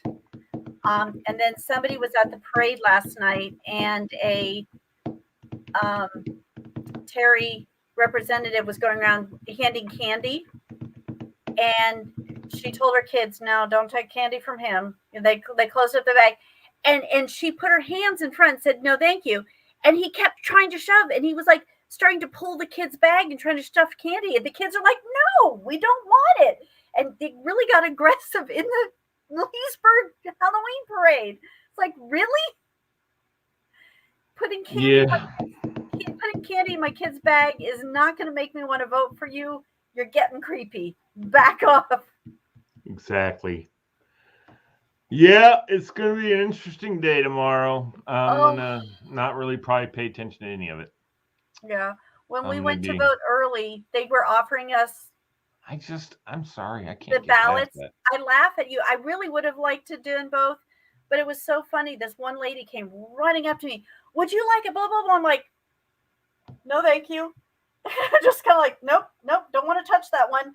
And then the lady across the way, she's like, would you like one of these? I'm like, yes, please. They all just went. Actually, if they come running over to you with their thing, if that happens to me tomorrow, I'm going to take it from her. I'm going to go, oh, okay, let me look at it. Okay, good. I know who not to vote for. Thanks very much. There you go. And then I'll walk in. Yeah. No, I won't do that. They don't do that. And where I'm at, they just stand there, and they may. I love when they ignore you. Like they've made a predetermined who you are, and what your vote's going to be. Oh yeah. And I'm like, listen, when it comes to local politics, for me, it's who's the best candidate. And I will tell you that Sharon Bulova was one of my favorite people. Okay, politically, definitely don't align, but she helped everybody. If you needed anything, you were a member of her community, and her job was to support her community. And my parents were friends with her. Yeah, my parents were very much friends with her. And, you know, they're same thing. They're not politically aligned, but they did. Well, no, Sharon was definitely a Democrat. There's no doubt about it. She lined up with whatever the Democrats said she did. But if you called, there was no question about, are you a Democrat or Republican? Did you vote for us? No. What do you need? Okay, I'll look into it. Yep. You know, and especially if it has nothing to do with politics, she's going to look into it for you. What's her name? The lady who was the Board of Supervisors chairman for years, after Pat Harity got bumped. Yeah. What was her name? She was McConnell. Is that it? Yeah, Miss McConnell. She was at the Springfield District, where the Springfield District Police Station was. She was the representative. Something McConnell. Anyway, I forget. It sounds so familiar, but she was like your mom. You know what I mean? She had that mom thing. She was kind of looked like Barbara Bush, kind of, you know, a little bit. I think she was a Democrat too. Elaine McConnell, that was her name. Elaine McConnell. And I had lots of interactions with her. She was always very sweet, very nice, you know. But then again, so is Dianne Feinstein, and she is the devil incarnate. So I love that we're doing this live. You know, but if you meet her in the hallways, I mean, one of my favorite people that I've met that was very sweet and nice was Hillary Clinton.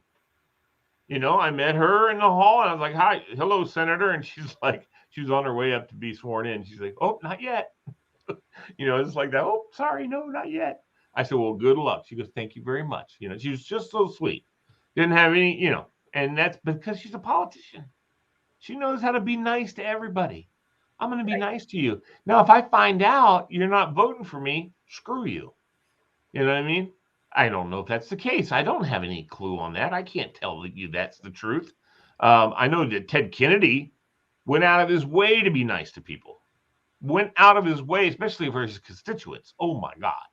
If he heard that Boston accent, oh, he'd come over. What you doing? Okay, come on, let's get some pictures. And all this kind of stuff. I mean, he was dynamite, man. I mean, he was so good at working people. He knew what to do. Yeah, but I really believe he killed that girl. So there you go. So, but nice enough guy. Although his dog bit one of the Capitol Police officers. He had some kind of water dogs, and not like Obama's water dog. Yeah, I think so. He probably got one from Kennedy, actually. Yeah, probably. I think that's. Yeah, I thought that they did. Yeah, maybe. Yeah, something. I can't remember, like Peruvian water dog or something like that. Black curly fluffy. Yeah. And Kennedy would go out across First Street from the Russell Building where his office was, and he had the tennis ball picker upper thing that you go like this and it throws the ball, and he would and the dogs, of course, were highly trained. So they didn't run off. They wouldn't, whatever. But they were both laying, and I guess what happened is somebody startled them, and the dog and bit him. But that's not the dog's fault, I mean, I've been meaning he to walks ask. his dogs around inside the Russell Building. I was like, I'm Right. going to get a dog and walk around the Russell Building with it. Yeah. I've been meaning to ask, what did you and Fred, or was it Bill, did you all work together at the Capitol Channel Building? 10. What? No, we all worked for Channel 10 doing high school sports. Okay. Yeah, including Tony, who doesn't come on the air with us. But me and Fred and Bill, and that's it, worked together doing Channel 10 sports games. Cool. Fred was always the sideline camera guy, pretty much. He used to carry a camera up on his shoulder, and I was typically everything. I did everything. I would do cameras. Mostly, though, I was on the air. I was the play-by-play or color commentator for the games and stuff, mostly, or a sideline reporter. I remember Chuck talking about Channel 10, and I can't remember what his connection was to it. I want to think maybe Chuck came out with us and helped us once. I can't remember. I'll have to ask him, because I know or he may have gone to Channel 10 to do a radio show or something like that. I don't know. Maybe was it part of Nova? Was it? No, that was a different recording studio. Okay, so I know Chuck did something over there Nova too. at Annandale had a TV station. Yeah, I remember Chuck doing something over there before too. Yeah. So I don't know about Channel 10. Okay. But I don't remember necessarily, but I don't remember a lot of that. So, God, I wish I could blame it on drugs or something, but I can't. Yeah, I know. So. Chuck brings up all sorts of stuff. Well, remember such and so and did that. I'm like, nope. They're like, yeah, we did. I'm like, nope. But I'm sure you remember stuff that Heath goes, nope. Right. I mean, I know that I remember all kind of stuff. People say to me all the time, how the hell do you remember that? My dad does that to me. That never happened. Yes, it did, Dad. How do you remember that? And I'm like, well, dude, first of all, you don't remember because you're freaking 81 years old. Right. That's why you don't remember it. But I remember distinctly things that I remember my dad doing when I was a kid. Because how much of an impact do our parents have on us? We know that, right? Those I know my dad did not beat me when I was a kid. I barely got spanked. If I got spanked, I got spanked by my mom. My mom would keep my dad, I found out later in life. She would keep him from beating my ass because he'd be ready to beat my ass.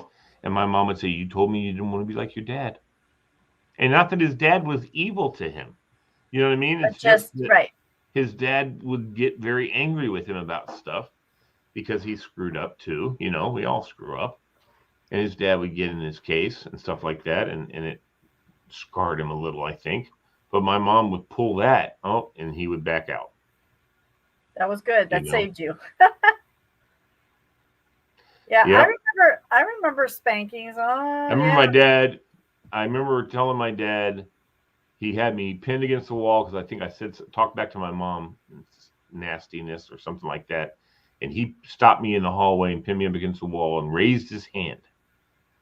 And I said, I'll report you for child abuse. And my dad got this look of horror in his eyes. What? And then all of a sudden I saw it change to, well, let me give you something to report. And I was like, oh, shit.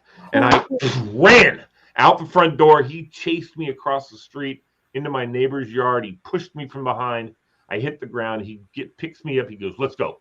And he didn't drag me, but kind of dragged me back into the house. Everybody's out mowing their lawn going, what the fuck's going on with the Bailey? He's dragging me back to the house, and he takes me down the hallway, puts me in my room. He goes, I'll be back when I won't kill you. And he closed the door. And I was like, oh, Jesus.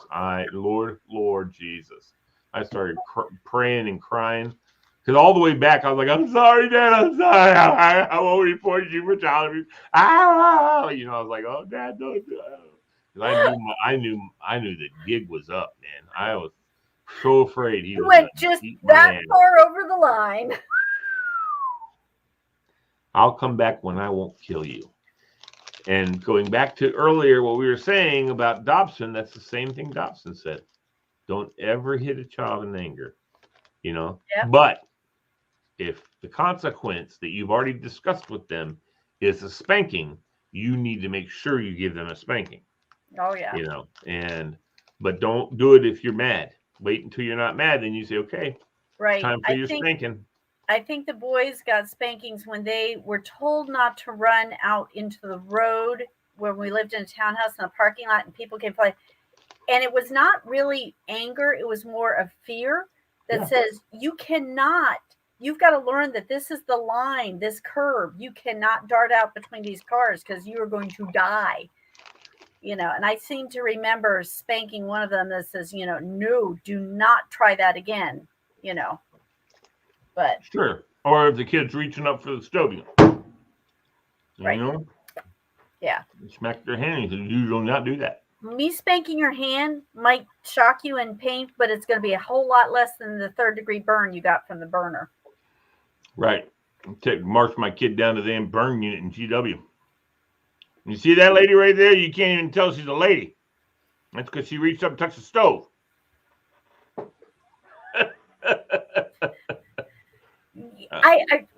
Weren't there things, movies, Scared Straight, telling you're going to throw kids in, right? That was going to scare them to death. It worked. Doesn't phase them now. Doesn't phase them. No. I remember, it worked more on us, I think, than the kids. But with my juvenile justice class, we went to Lorton. And we went to Lorton to see a program that the prisoners did for youth. And it was called Take It From Me, was the program. And the prisoners put on the program. Wow. It was something they designed, they came up with, whatever.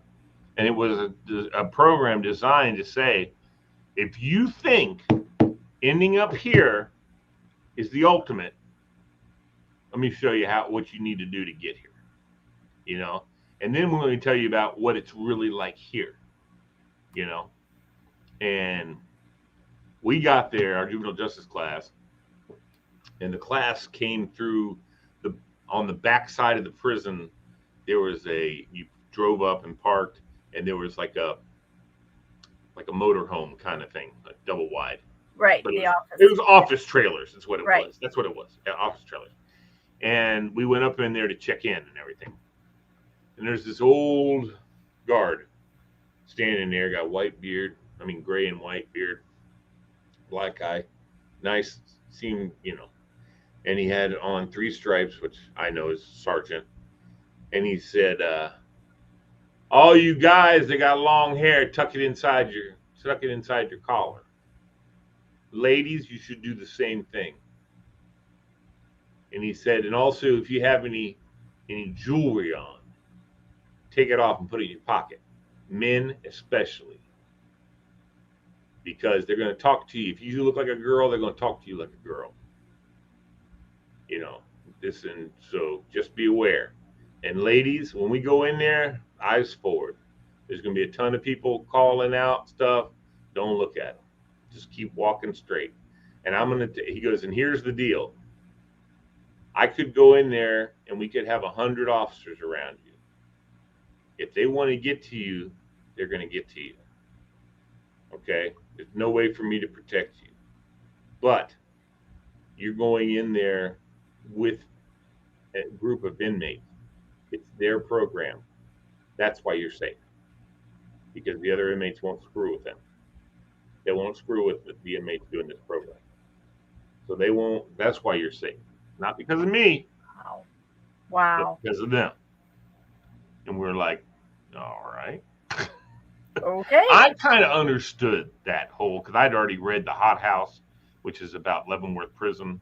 And so I kind of already grasped that whole culture. It was very interesting. But as we went in, guess who got the most cat calls? You. Hey, fat boy. Oh, I love that juicy ass. You know, they were calling all kind of stuff. And I was just sitting there and I was trying not to smile too much because I was like, I wanted to go, yeah, but I'm down here and you up there. Something like that. But I was like, no, Lee. At one point I did look and the guy said, that's right. I'm talking about you or something like that. And, you know, it's cool. You know, I didn't get scared. I didn't walk scared. I still walked confidently and stuff. But I knew, you know, this is a dangerous place. And that's the other thing. He said, when we came in, he goes, when you come in, you look over to the right and you see the wall and it's painted 10 feet high in white. Okay. And that 10 feet of white right there, if anybody touches it, there's a shoot order from the guards, tower guards. If you touch that wall, they have a direct shoot order. Now, there's 2 fences between us and that wall, and I'm not climbing any fences. But anyway, but I also knew that was the real deal because my uncle, who was a disabled veteran, he had a job as a tower guard at Huntsville State Prison in Texas. Ooh. And he had to shoot a guy off a fence once. Wow. He was a marksman. I was going to say marksman and sharpshooter. And they kept calling this guy, and the guy had already made it over the top of the first fence, was heading up the second fence, and they were telling him, jump off the fence. Do not climb down. Do not keep climbing. Jump off the fence now, or you will be shot. Jump off the fence, and then they called the order and said, shoot him. And my uncle seriously was trying to hit him in the hip, and hit him, came up a little bit and just killed him instantly, and knocked him off the fence. And I don't think it was a headshot. I think it was just underneath his arm. Yeah. Heart shot. But I don't know exactly. I know my aunt was telling me the story. He didn't tell me the story. My aunt told me the story. He used to be a member of the Carlson's Raiders in the Navy back in World War II. Yeah. So it was like a sniper? Well, he was just a special forces guy. This was before they had SEALs and before they had airborne and all that crap. These were guys who were specialized. He was an expert marksman at the time. Right. No, that's what you had to be in Carlson's Raiders. You had to be an expert marksman. You had to be hand-to-hand combat proficient, all that kind of stuff, you know, because that you were going in behind the lines and doing all kinds of little missions in your patrol squad of like 8 guys or something like that. So. And again, this is all my aunt telling me. You know, my uncle didn't talk about aunt. They didn't. And my uncle was a disabled veteran because he was on a aircraft carrier, and they were manning the boats during a Zero attack, and the gun tub over from his got a Zero, went straight into it, and he inhaled the fire, and so it burnt his. So he had emphysema. And he smoked, but he had emphysema, and he also had his ears because of there's no ear protection. Those guns are so concussive and loud. It just killed his ears. So he used to always say, like I would say something to him. I say, hey, Uncle Brian, I'm going to go do such and such. What did you say? Speak up, boy. Quit whispering. It's my fault that he couldn't hear me. Not his fault. Right. You know, yes, sir. I'm sorry, Uncle Brian. You know. So yeah, he was a great guy though. I mean, he taught me a lot about animals, and you know, I just watching him. Right. I got so many stories of. I was going to say, I bet he had some great stories to Yeah, write he down never. too. No, he didn't talk about nothing. He was a cowboy, a real cowboy, a real cowboy. Had the. I mean, that's what he did. He used to break horses. He used to do all kinds of stuff. Back in the day, and of course, this is just all my aunt telling me all these stories, because he was a lot older than my aunt, like maybe 25 years older. Wow. And but he was a cowboy, man, and I can only imagine. I saw pictures when he was, younger and getting ready to marry her, and he's probably about 40 years old or something. She was like 20, and but he was a stud. I mean, he was a cowboy. He was a cowboy for real. I mean, every day. Man. I never saw that man without his. No, that's not true. In the morning, he would come out with just his t-shirt on and he had jeans on. He'd pull his jeans on and come out, but he'd wear slippers. He had boots for every occasion. And he had that hat, that straw old cowboy hat, which was his signature. He always had that hat on. And yeah, man, I just, I wish cool. I'd thought about it. If I'd thought about it, I would have told my aunt that I wanted his hat. But he had a previous wife with kids, so his kids probably got all that stuff. And I think Aunt Ruth didn't care. She was taking care of the farm after he died, and she took care of him, of course. But where did they live? Huntsville, Texas. They lived in Huntsville, and he worked at the Huntsville State Prison. He used to, before he went he started working there, and then his veterans disability person said, you can't work that many hours. So he would work 3 days a week in the tower as a tower guard. But before that, listen to this, in a prison, he was teaching butchering. Teaching inmates how to butcher. And I'm like, be giving them knives.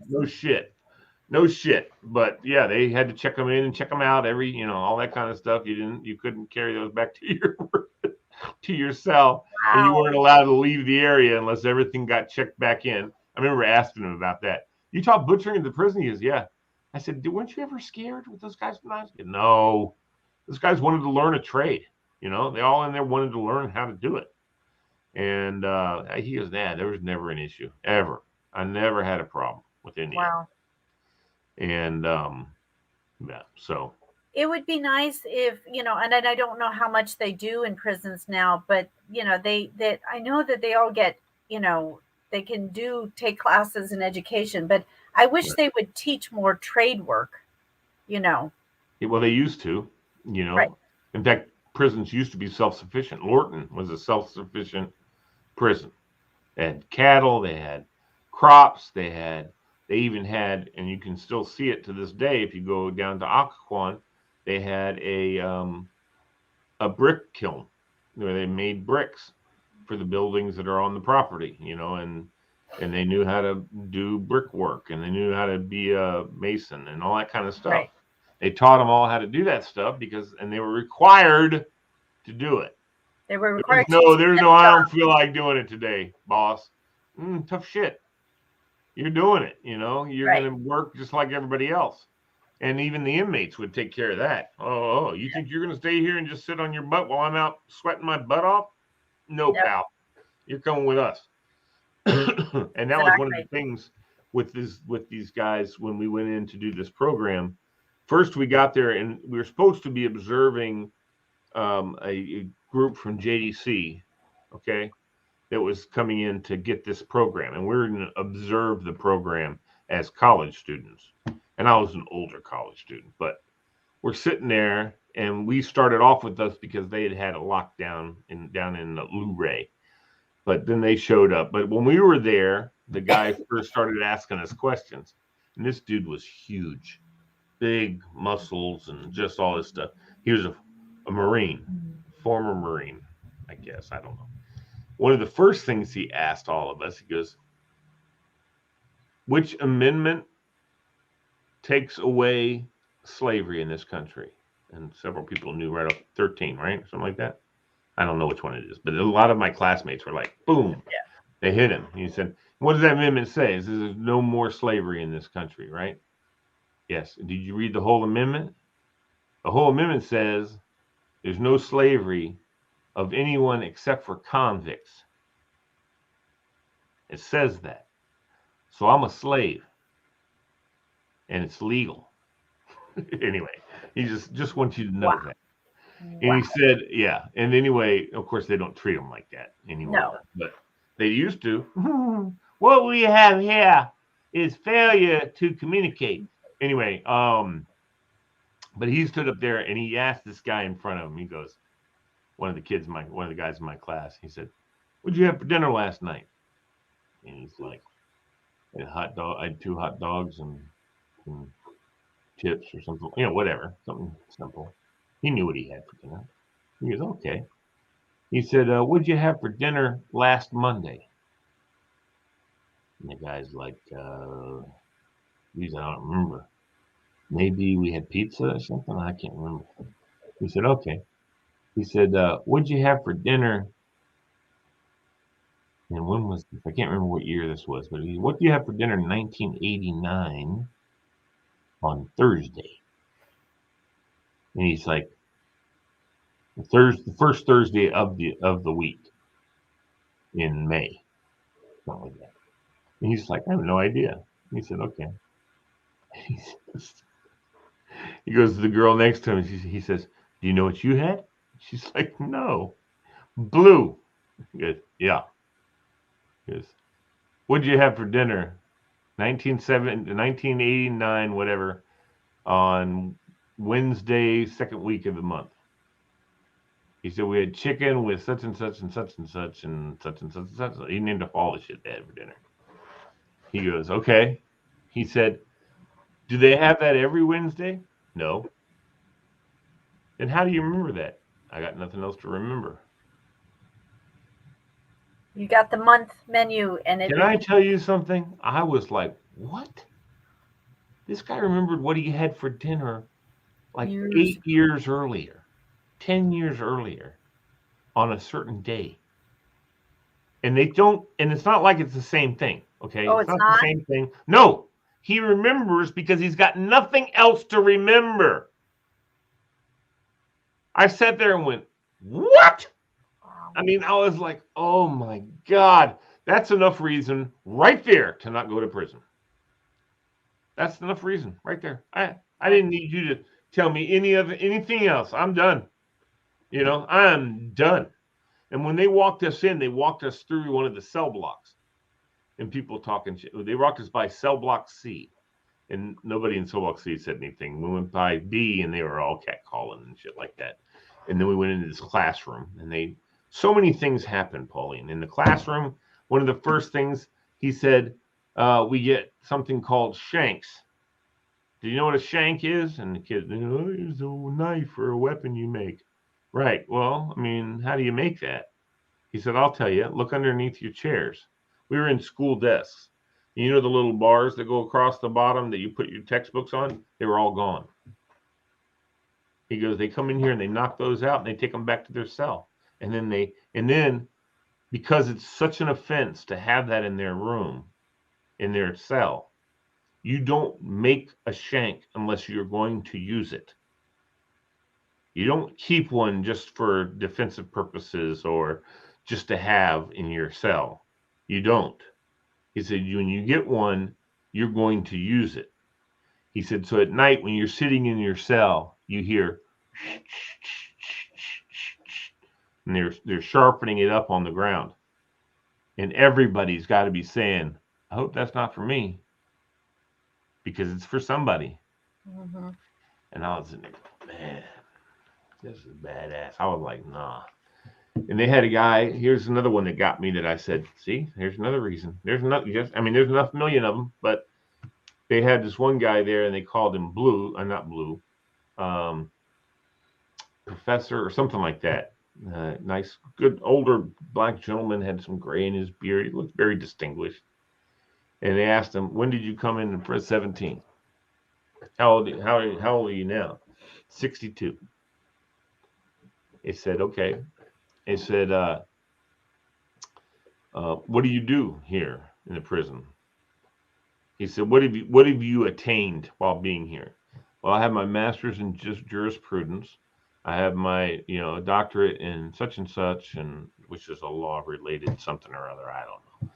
But that's what he's been doing his whole life. He went to college and prison. He got his degree. He went to pre-law. He went to law school, and then he got his doctorate in law. And he helps people with their appeals. And he said, I help people with their appeals. How many people have you helped get out on appeal? 71 in the times I've been here. 71 people I've helped get out. And then he said, the guy asked him, how many of them came back into prison? 71. He said, let me ask you, well, no, not 71, 69 or something like that. The other 3 died. He said, of all 71, no, hold on. He got 71 out, and there was like 20 of them, or they went out and then they came back. He said, when they left here, did you ever get a card or a phone call or anything from any of them once they walked out the door? Nope.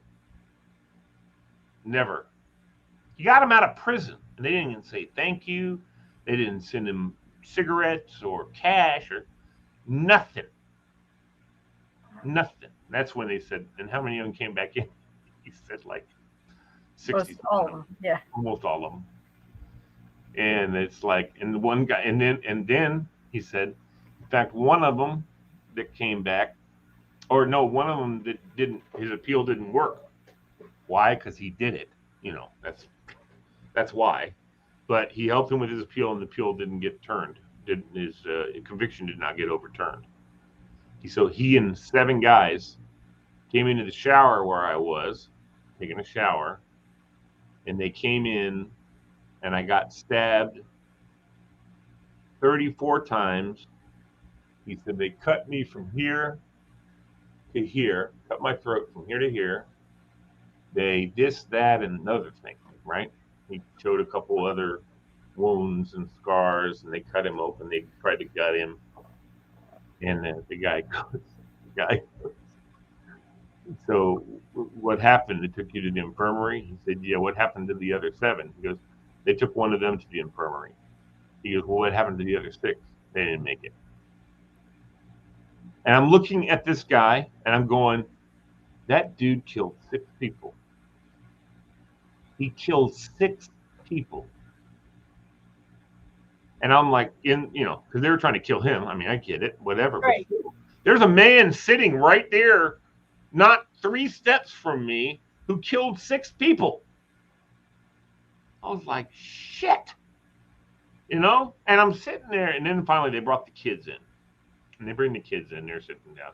They start talking to the kids. There's like this little blonde-headed kid, white kid. They said, what'd you do, boy? Armed robbery.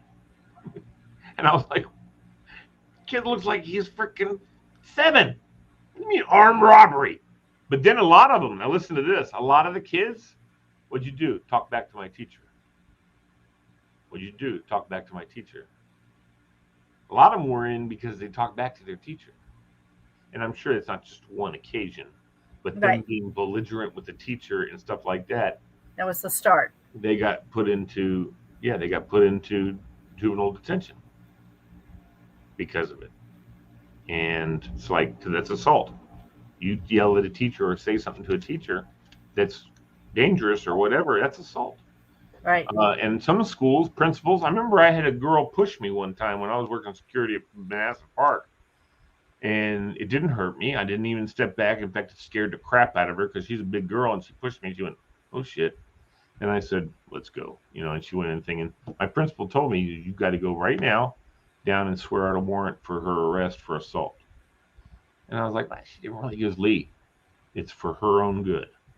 You have to do it because this girl got a lot of, But they were going to send her finally. It would be a point where her probation officer said, Now we've got enough that we can put her in a women's program school, a school for women that's, a lockdown kind of place, but it's a special program to help her to deal with her violent tendencies and like that. I mean, I got along great with the girl. I never had any issues with her because I treated her with respect. And that's the other thing too. A lot of times people think, these kids will act out to see how you react. Right. I don't react, and they're always like, "Yeah, you're cool, Mr. Bailey." I remember I had kids say to me, "Mr. Bailey, you're the only one in this school that loves us." I'm like, "That's not true, dude." Yes, it is. No, it's not true. There's lots of teachers in here that care They love about you. You don't like what they're no doing for you, but they love you. Yeah, and I remember that was a girl that said that to me. She goes, Mr. Bailey, you're the only one in this school who loves us. No one else gives a rat's ass. And I was like, that's not. And this was a self-contained math class, so all these kids are at risk, and most of them anyway. Right.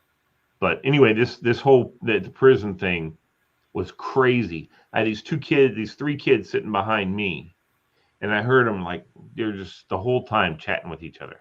Well, I don't know what that girl said. And the guy up front goes, Sarge. And Sarge stood up. He goes, yeah. And he walked up because the whole time Sarge had been sitting in the back behind a partition. You couldn't even see him. He couldn't see what was going on. He didn't care. And he said, Sarge. And Sarge got up and said, he's like eating a sandwich. What? What do you want? He said, permission to cross the line. And that's the first time I noticed they're not allowed to come across this line that was on the floor. They never even paid attention to. And I'm like, oh. He goes, permission to cross the line. Yeah, go ahead. He came around. He started walking towards me. Then he went around me, and he walked up to these young men. And they of course now are quiet, and they're looking at me. He goes, "You have something you want to say to everybody?" And they're like, mm-hmm. He goes, "You have something you want to say to me?" Mm-hmm. Let me tell you something. First of all, when someone's talking, you need to be respectful. You need to listen to what they're saying. And I'm not here, okay, because I want to be here. I'm here because I want to tell you guys what it's like, because you have some preconceived notion that this is the deal. This is the cool place to be, okay? And we've been talking about a lot of things, okay? And I want to know one thing. Permission to put my hands on him. Sergeant's like, go ahead. He said, let me ask you something. If you came up in this prison and I walked up behind you and I put my hand on your shoulder, and he did. This is a big dude. Put his hand on the kid's shoulder. He goes, what are you going to do? And the kid's like, you can do anything I tell you to do. And the kid's like, and I'm about to shit my pants. I'm like going, oh, Jesus. I can tell you if he put his hand on my shoulder, do whatever he told me to do. I mean, my God, I was in there going, he walks back up to the front. I hear this kid say, I'd fuck him up or something like that. I want to go, dude, guess what he just said? I turned around and looked at him and goes, you got to be out of your mind. And they just kind of looked at me like this. I said, you've got to be out of your mind.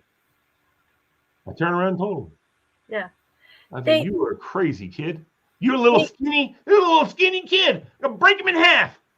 They have this bubble around themselves. They just think that nothing's going to happen to them. That they, oh no, I'm innocent of this. It's not that nothing bad's really going to happen to me. Oh. I think before they got there, they asked us about. Do you remember C Block that we went through? And we were all like, yeah. He goes, that's a 24-hour lockdown cells. Those people in there are at risk because they're pedophiles, they're gay, they're something else. I don't know. Or, they're rapists or something like that. Well, not rapists, because I'm sure they got lots of rapists in the general population. But they're in a protective block. That's what they're in. And then he goes, Blue. Yep. How long you been here at Lorton? 17 years. He goes, how long would it take you to get from your cell inside a C block cell. 2.5 minutes. He said, how can you get out of your cell that's locked and into their cell that's locked? Been here 17 years. 3 times a day, I watch how the lock mechanisms work. The same guy who said he remembered Wednesday dinner, whatever. He said, I know exactly how to open up my cell. And he says, and I know how to open up any cell in this place. Well, then why don't you do it? Because you'd be in a lot of trouble. It's not worth it to me. Can someone make it worth it to you? Maybe. I was like, shit. I was like, man. Yeah, man. So, yeah, man. So, yeah, so all I got to say is nobody better ever touch my kids because I won't touch you. I just wait for you to go to jail, and then I'll find somebody in jail to take care of you. Yeah, that's just too So all I got scary. to give them is a couple cartons of cigarettes, and you are snuffed. Done. Yeah. Well, those are very interesting. That was quite the experience, and My obviously God. it has really stuck with you. My God. My God. Lord, Yeah. thank you.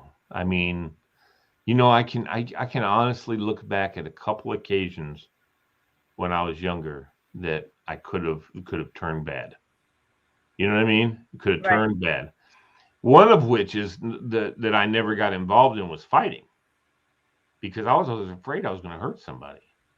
And that's why the guy in front, he said the reason he was in is because he got in a fight at a bar, and it went outside, and he hit a guy, and the guy fell down, cracked his head open on the curb, and died.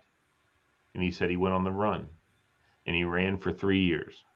And then he decided, I'm going to turn myself in. And he did, and he was sentenced and, all that stuff. Right. But he didn't tell us how long he was in for or any of that kind of stuff. But I keep telling people, when I was working security, I tell these big guys, who walk around and act like they're all tough and shit. I'm like, dude, you do not want to get in an altercation with somebody. First of all, they can't hurt you, man. You're too big. Okay, first of all. But second of all, if you hurt them, and you can hurt them, guess who's going to get in trouble? And when someone says, if you said to somebody self-defense against that little kid, no, it ain't going to work. Right. You're not defending yourself against him. So, and I said, and you're going to end up in prison. And guess what? Everybody in prison gets tried. Yep. And that was one of the other things that we were told too, Guess what? Most of the people that come in here, unless they got protection, which means unless they're Aryans or they're whatever, he said, and they come in, they get tried. And if you fight and it takes more than a couple of them, they're each going to take their turn.